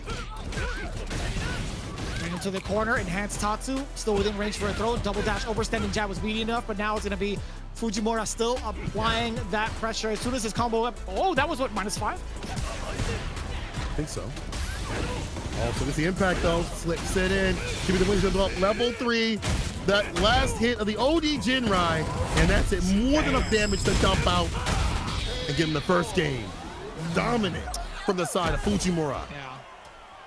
I like the attempt too from Mago. Actually, the run step kick is actually -4. I think had Mago been able to punish that accordingly, I think that would have been a huge round shifter in his favor. But Fujimura, again, he's just digging up them holes, man. He's putting bodies in them like his life depended on it. He's like, you know, I just do whatever the job the boss tells me to do and keep it optimal. Of course he's gonna do that. Punch there. We'll understand medium punch. Let's get some Oki. A light one, but again, the fact that she can lead off with so much off these light buttons is ridiculous in terms of like Oki. And then with punch, she gets the crouching unit kick. Now Mago's locked in. Baits out the ODDP. Nice and easy. Nice and breezy. Reset. What? Trying to kill the drive gauge, I guess. Oh, okay. Mago. He's in his bag right now. Man, the delay, the pressure. It's Mago coming in with the lights. And that's the exact game style that, or play style that you could expect from Cammy, right? Just peppering in with lights, death by 1,000 cuts, and getting the mixture and the fixture on the player. I gotta say, man, Mago's doing a fantastic job. Does get interrupted though, trying to sneak one in there with the spin knuckle against Fujimura. Not gonna fly. When we see Fujimura kind of testing the waters a little bit, the reactions! What? This guy's playing classic! Check this! Is he actually a human? This guy's a robot! He's never been a man. He's been all machine. What a reaction against the driver. Usually you see like DP or something. Walks up with a jab, a dab will do. Oh, you're through with this conversion. The DP right after. Fujimura. My man is ridiculous. Yeah! Oh! The bumper! He's not playing my life. The pins on it. Didn't finish the combo though. A lot more. He's actually ridiculous. Oh, yes, the classic oh my God. whiff the front of their face, plus on whiff throw. That's it. Deader than dead. Fujimura. If you thought this character was top 1, Fujimura just escalated the character's ranking to godhood. Fujimura, man. This character's really good. I ain't going front. I can't downplay. He is insane. However, Fujimura's reactions to make the most out of this character are even more ridiculous. And it go for, like, for example, using like a super instead of like a drive rush or like an ODDP for like, you know, some drive rush bar or whatever. And save that drive rush bar for what happens after. As a reaction against drive rush from Mago. Fantastic stuff. Just so smart. And the reaction to play against these buttons and things like that. Again, he played like his life depended on it. He said, this is like Evo Finals right now for me. Every match is Evo Finals, and we saw it in this play. Fujimura walks away today against Mago, defeating and deleting Mago off the table. Bro, Fujimura is insane. Yeah. This man's not a, he's not a man, he's a machine. It's the exact opposite of Rocky's third in his corner, right? It's not a machine. He's a man is the exact opposite. Rocky tried to punch him up, broke his hand, fist the metal, didn't work out. That's exactly what Fujimura is, man. Man, oh man. Yo, look at the anti-airs. Even though it's like 60%, on the real deal, we saw him back up and find not only a crouching button, but also a DP in the right range. It felt like he was almost goading Mago to, yo, I dare you. I wish you would. This is your game plan. This is where you live. Do it. I wish you would. And yeah, one of the bust outs definitely got baited, and we saw Mago almost rock himself back, but majority of them, more often than not, did not. Good stuff from the side of Fujimura to hide in those DPs, those bust outs, those secret arts too, as well as the supers, I should say. To get the W, Fujimura, I feel like every time that he says that he's hesitant or he's playing like his life is dependent on it, like last time we saw Fujimura, he was like, yeah, I don't know if I can win this. He starts cooking, and then he puts so much pressure on, but yo, it works out for him though. Like, that's the way to play. Put that pressure on yourself so that you perform at your best. Yeah, the best is all you could ever really ask for. Fujimura delivering that exactly. All tied up here. No possible tiebreakers. 10 points apiece in fashion of 2-0 gaming. Mizuha taking down Johnny very convincingly in the Cammy matchup. However, on the opposite end, it's Fujimura taking down the other Cammy via Mago. I would have loved to see possibly the jury matchup from Mago, but that's already dead and gone away. No Justin Timberlake. But now it's going to be the DJ coming up to bat from Yamaguchi, as well as Moke rocking the Chun-Li double classic. All right, I'm seeing who's going to be crying a river real soon here. Yamaguchi, one of the best in the business when it comes to defense. We saw that in 5. That beautiful walk back block style, and then knows how to switch his style too as well to be really aggressive, where he's kind of like, I don't want to say throwing caution to the wind, but just being like, I gotta go in, I gotta get my W. Maybe not overthink things too as well. We saw that at the very end when he was fighting Itazan in Street Fighter 5. has really been finding his way in this game too as well. He's got the DJ today. I think previously he had Ken. But either way, I think both characters will suit him well. On the side of GyoGun, it's okay.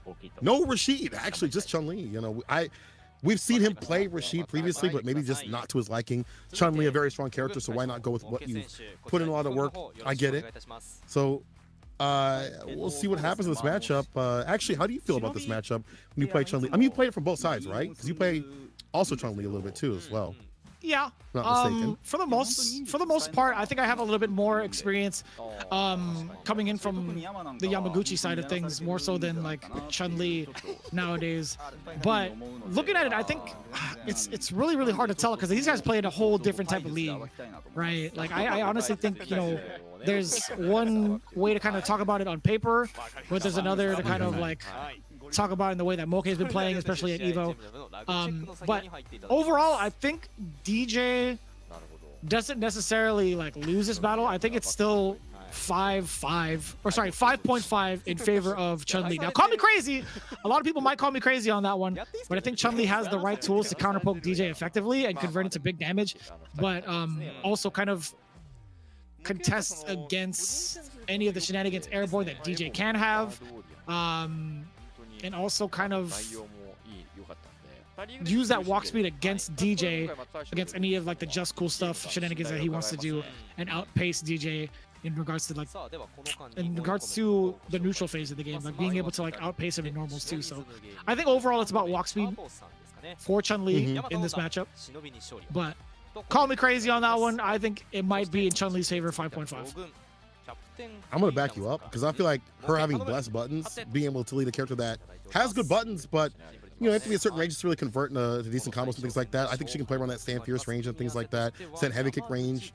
I think also having the ability to take you to the corner for a character like DJ that when he's at burnout doesn't really have a rebuttal is also extra dangerous too as well. We've seen Moke be ever optimal in this game, right? We've seen him be one of the most standout Chun-Li's in the business, even overall. So I feel like those things coalesce to kind of a pain point for likes of DJ. I think that you're right. You know, I feel like there's going to be some issues here, but we'll see what happens. We'll see if Yamaguchi can show us something different with his good defense. He says that we're in a good mood. We want 20 points for the second half of the league, the second half of this part of the league, I should say. Moke says, I've always been doubting Shinobism if they can use ninjutsu. I'll prove that they cannot. Bro, that is tight. You might say your stuff is fake, bro. I can't believe it's not ninjutsu, bro. Like you said, it's not even real. It's like plastic, okay? Chemicals. Not even real deal. Not even real ninjas, huh? These guys are like Fisher-Price versions. It's not even Naruto or it's Faruto. Come on, man. It's not even close. It's the Walmart version, huh? Dang. We'll see how that plays out. I hope that doesn't like bite them in the end, really. I hope that doesn't like awaken something in Yamaguchi and ends up getting bodied, to be honest. But in all seriousness, I think overall I think Moke has been kind of on fire. He's been playing really, really well these last couple of weeks. Yamaguchi, I actually haven't been paying attention to his CFN. That's on my part. I gotta make a mental note of that, but I think he's got a lot of promise. I mean, like, we're taking a look at his previous record for Shinobism. He took down Sorokubo's Honda with great adaptation too. That was actually one of the matches to watch in my opinion. Then in week number 2, he took down John Takeuchi's Jamie, 3 straight, by the way. So yeah, I think Yamaguchi right now, being one of the top point earners for Shinobism Gaming and currently undefeated, I think he might give Moke a run for his money. I think he's such a well-rounded Chun-Li player too as well. Whenever I watch him, he's able to adjust to, you know, what the situation calls for. Do I need to rush down? I got that. Do I need to play more defensively? I got that. Whereas, you know, like Oil King is a lot more aggressive. You know, like Sako, maybe focus on if I can get like one good overhead and the Sony stance cancel. I have a round start, better off here for the side of Yamaguchi. Moke caught up in the corner, punish counter, did something, not caught slipping with that grip. OD fireball off the low. Oh no, double jackknife on point.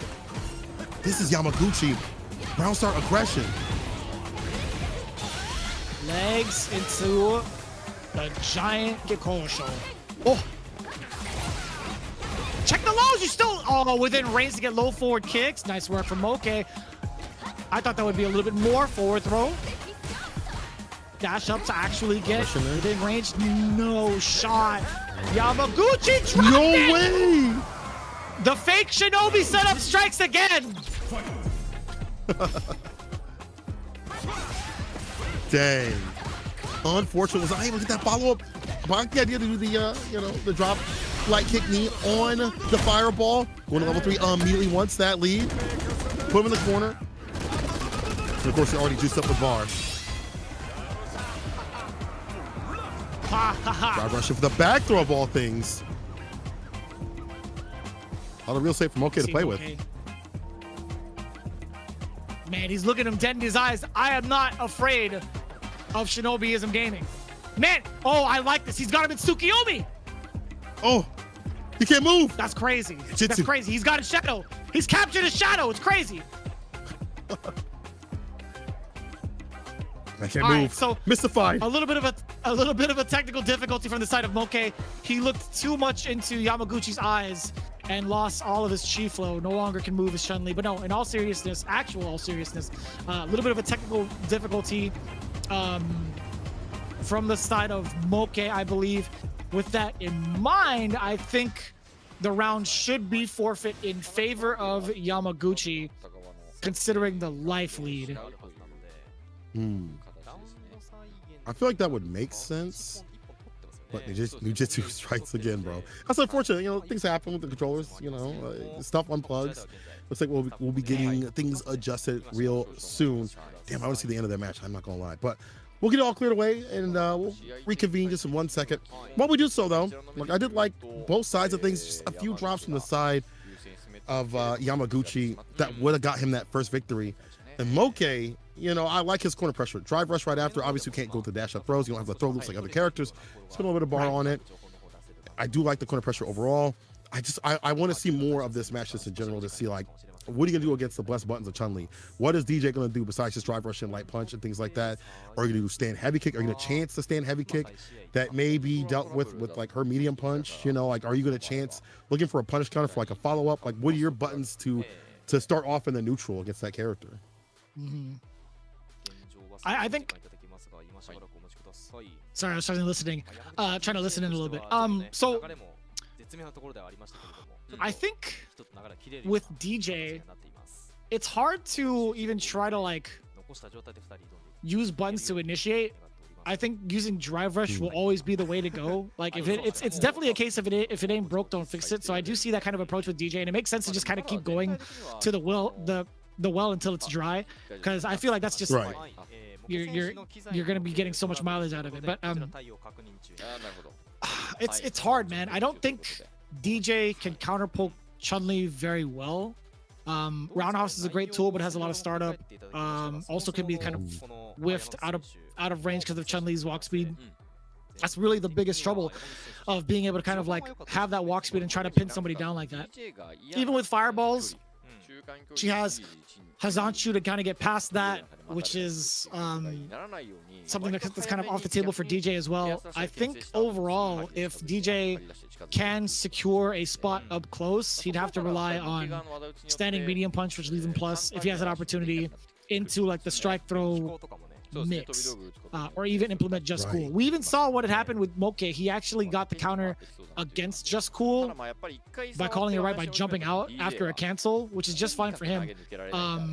But yeah, I think this is a struggle for DJ in terms of trying to get in Chun-Li's face without drive rush.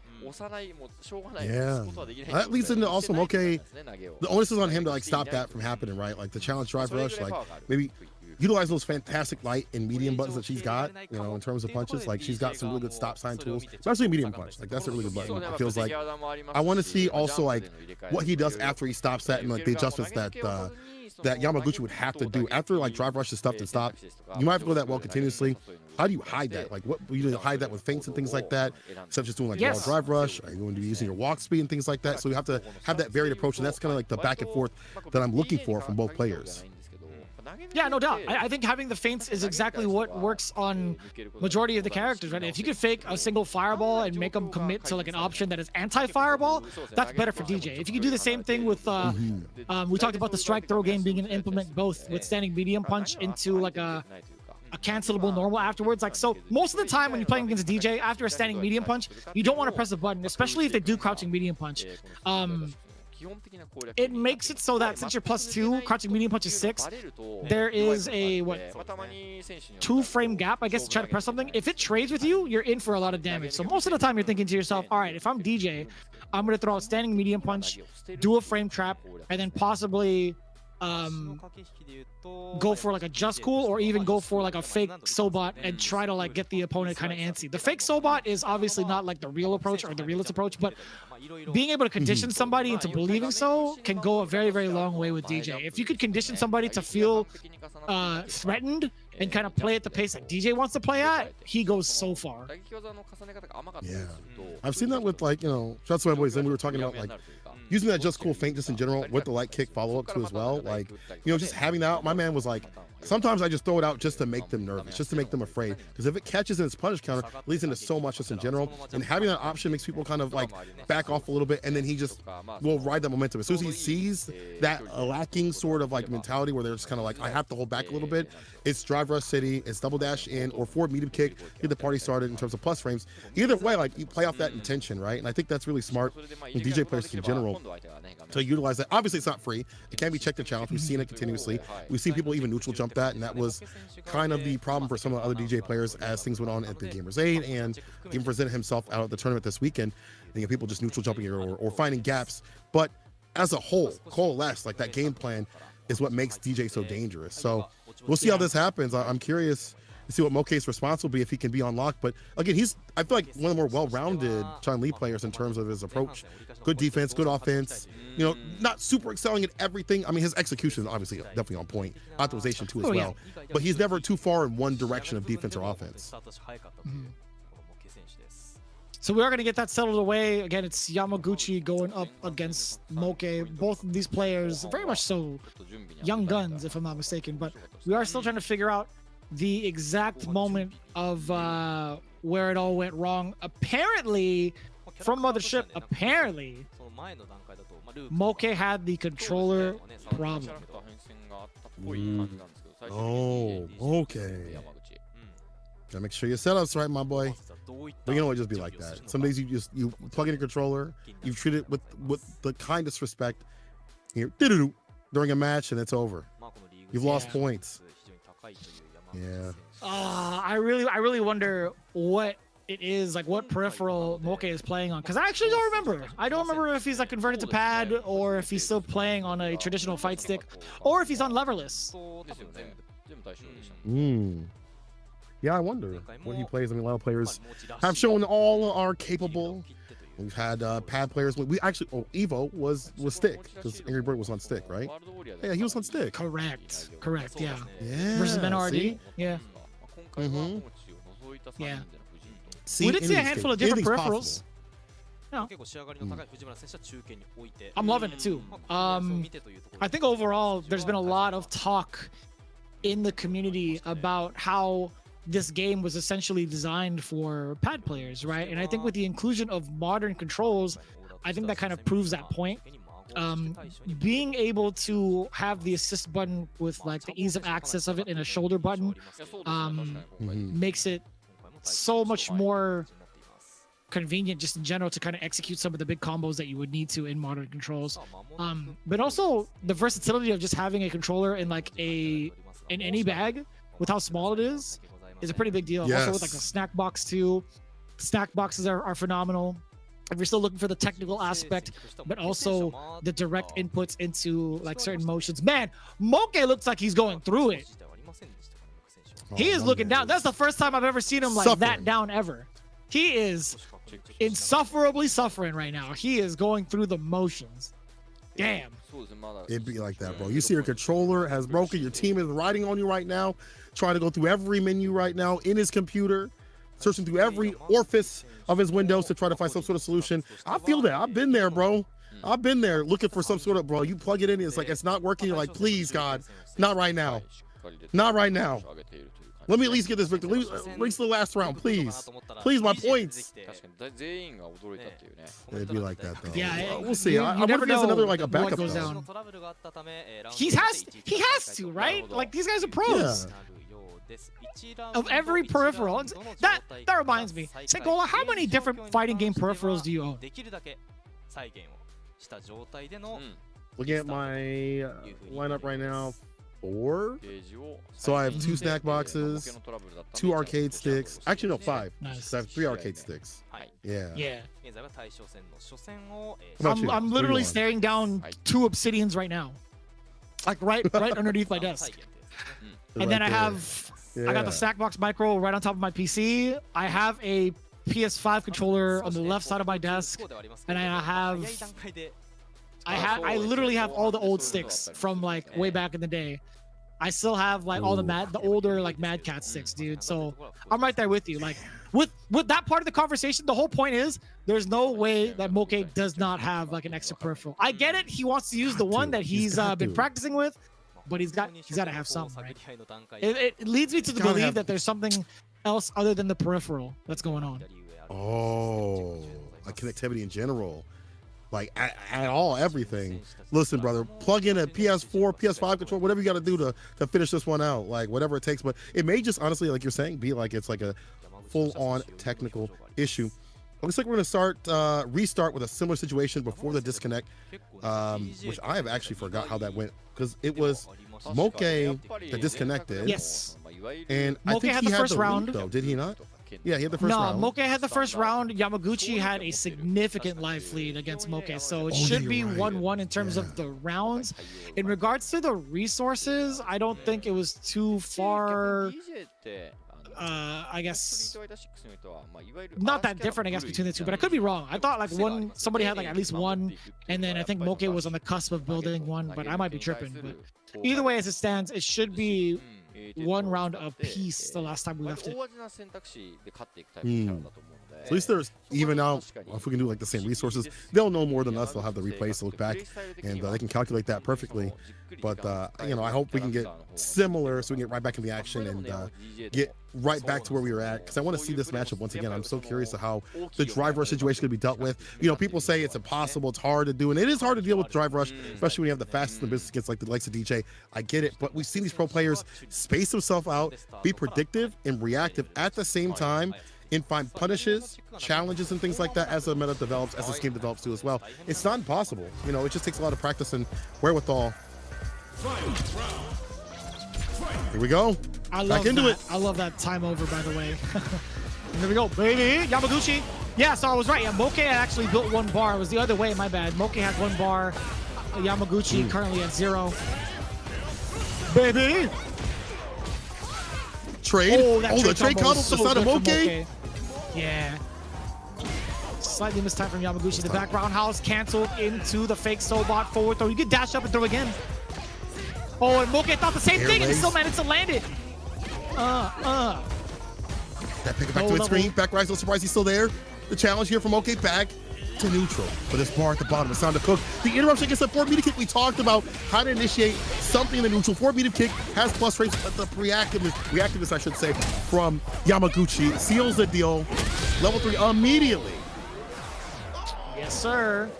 Exactly what we talked about, right? Moke being able to use the handshake of death is so powerful. Then we talk about long-reaching limbs. She's got the roundhouse. She's got the fierces. Too far out for the actual link. What you think about his turn? Drive rush fierce does not reach too far out, but let's look at the back throw though. A lot of bar utilized. Oh, you can't do that. They recover in time. Gotta find a different punch. Like Stand Light Punch, way better. Damn, look at the damage too from that punishment. Ha ha ha, back throw, Yamaguchi, you can't throw fire. Oh, you could throw a medium fireball, but never the heavy one. If you ever get caught throwing a heavy one, you get jumped in on, and it's pretty much lights out. Moke with the confirm! Dang! Double 2! Moke, as if he never left. That was nuts, dude. Roundhouse into stance change into the medium kick ender. That's hard. I feel like that's kind of difficult to confirm. Got the fireball. Okay, ever optimal, man. Again, understand heavy kick. The follow-up, but no follow-up for the son of Yamaguchi.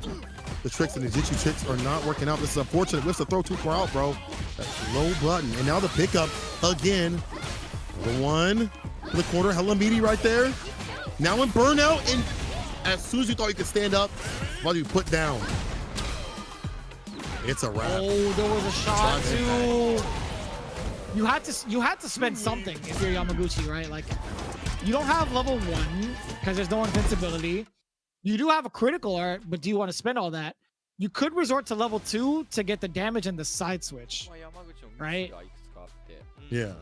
Actually, let me double check that before I put my foot in my mouth. Looking at level 2 startup, my bad. Yeah, fully invincible level are framed 1 through 16.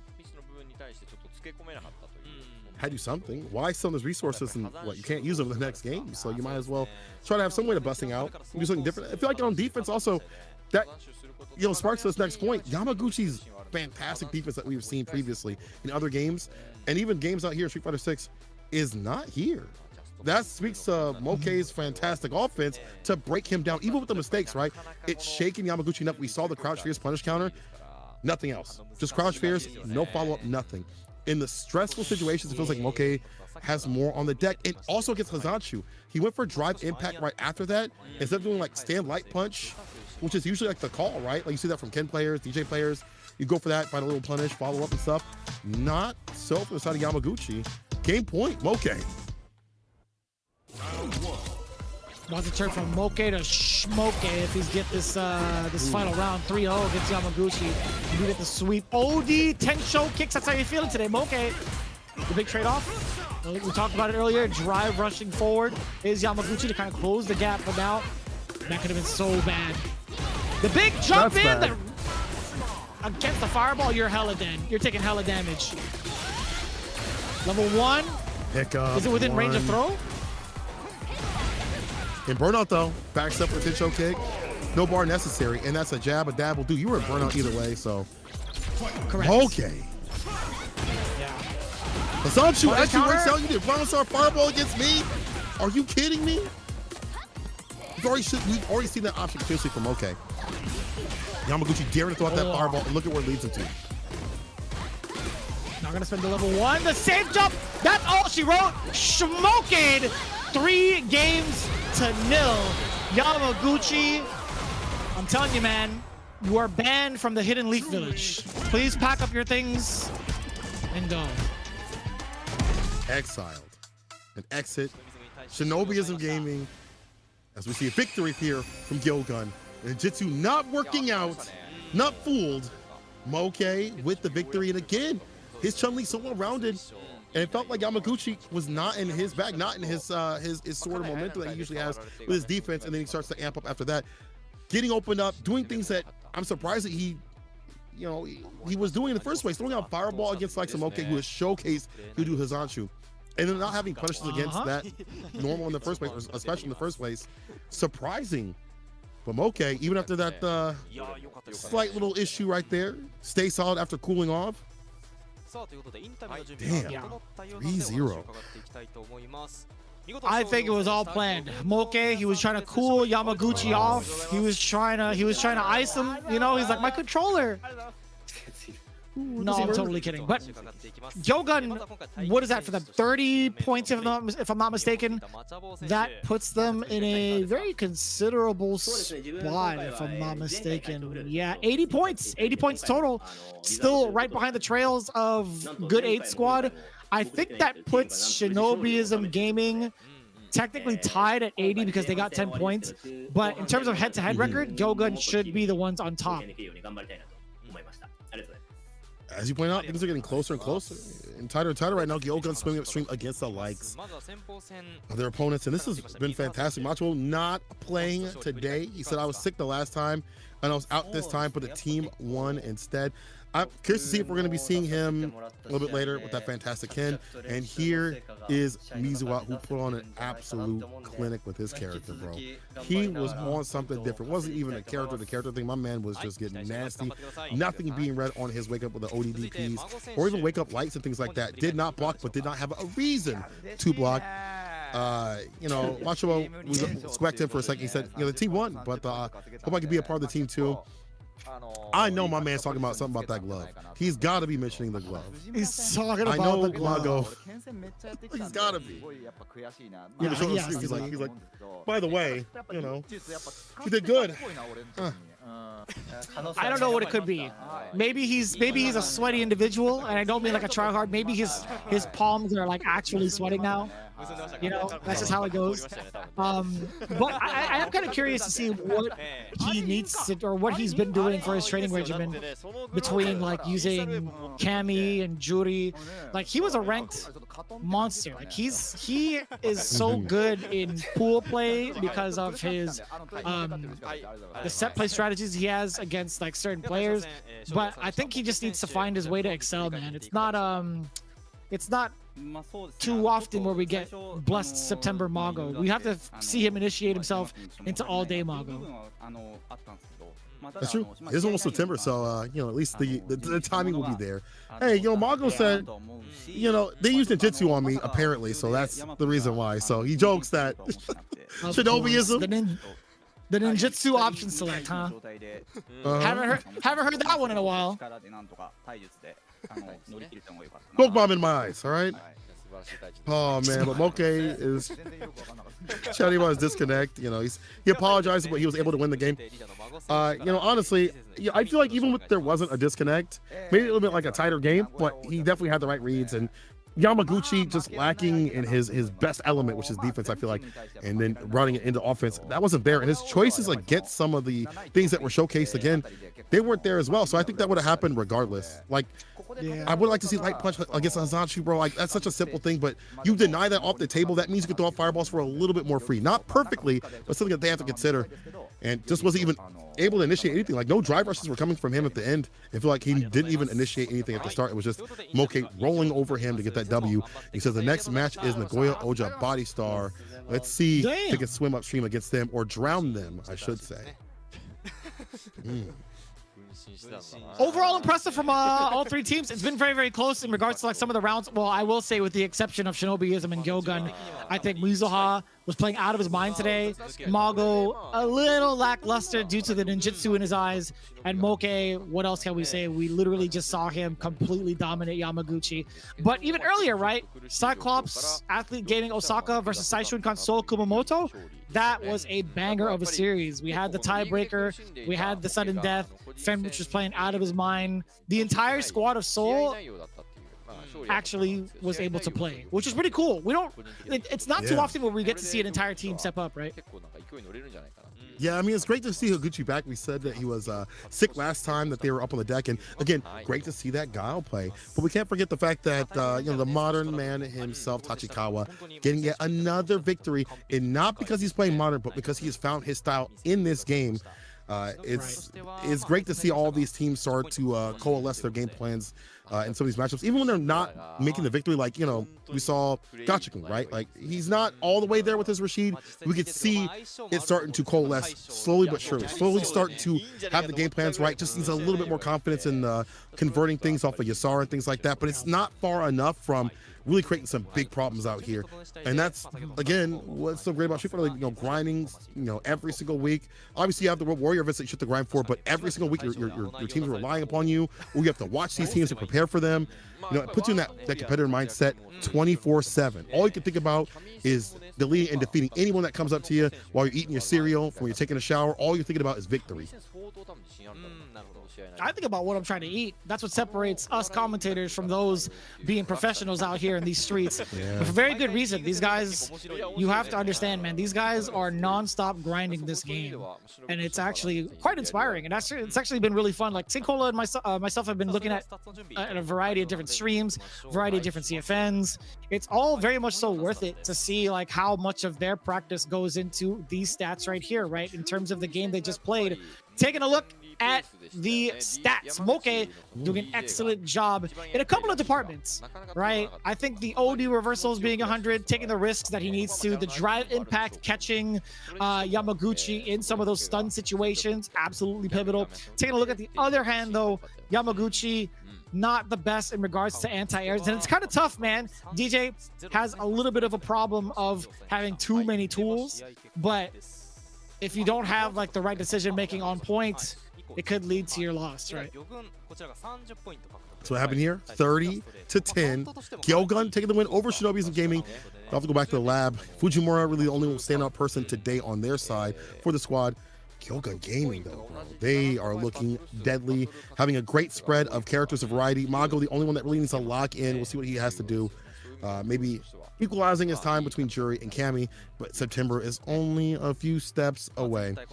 And we are, you know, finished with the matches of today. Honestly, it's been great to see all these cats come through with their different characters and stuff like that. Even though Manon didn't get the victory, you know, it was great to see that character pop up too as well.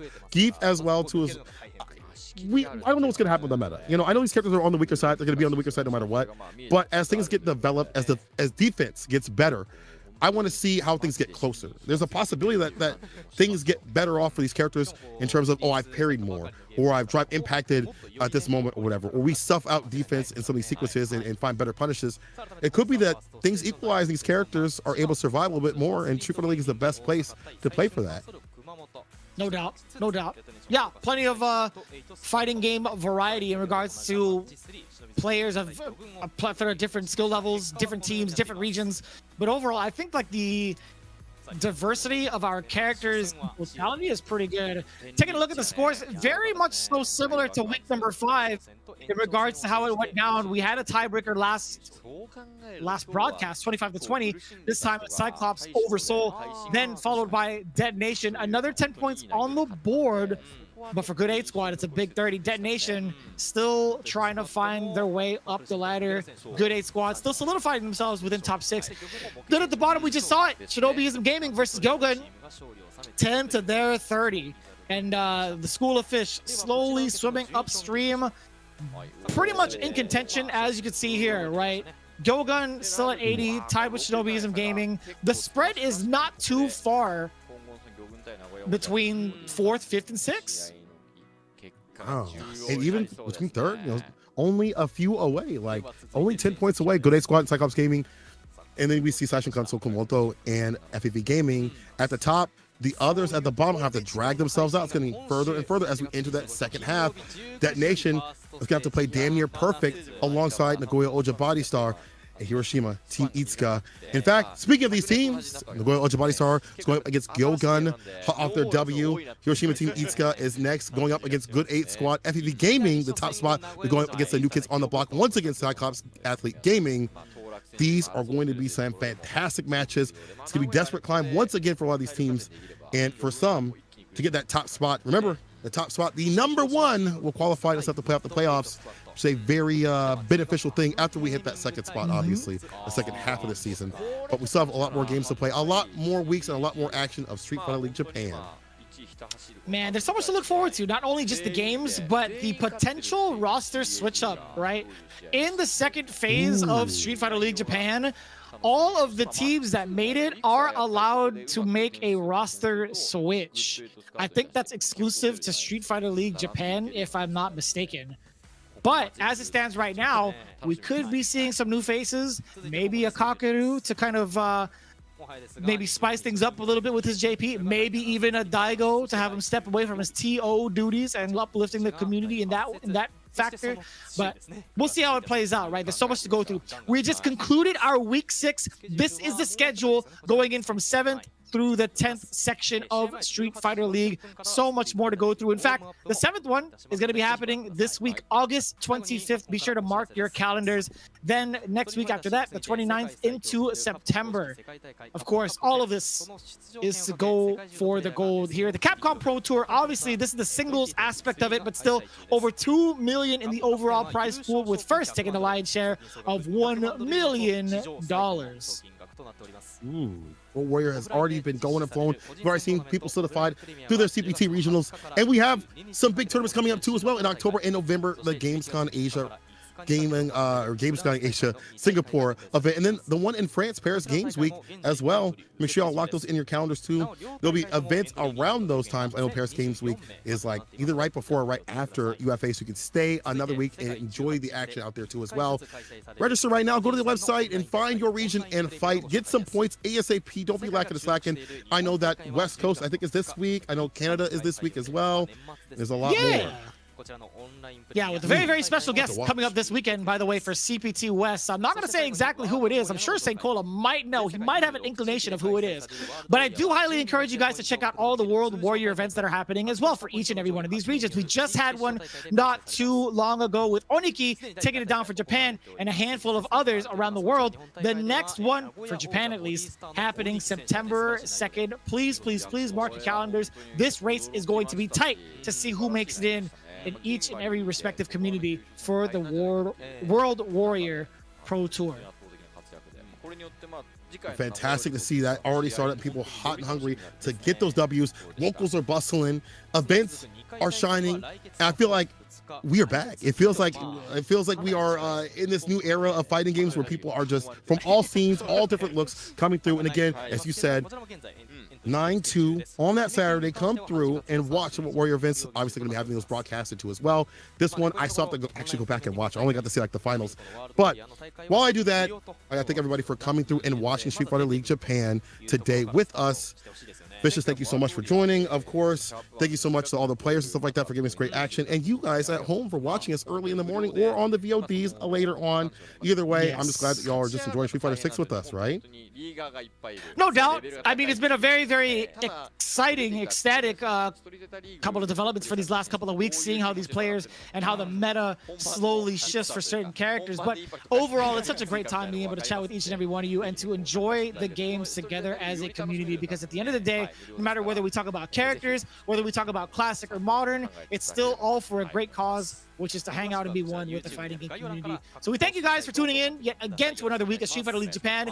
We will catch you guys in the next one. Take care. Pro-JP 2023本日はファーストステージ第6節3試合をお届けいたしました。実況私山田周平、解説ははめこさんでお送りいたしました。それでは続く第7節でお会いいたしましょう。それまでさよなら。さよなら、またね。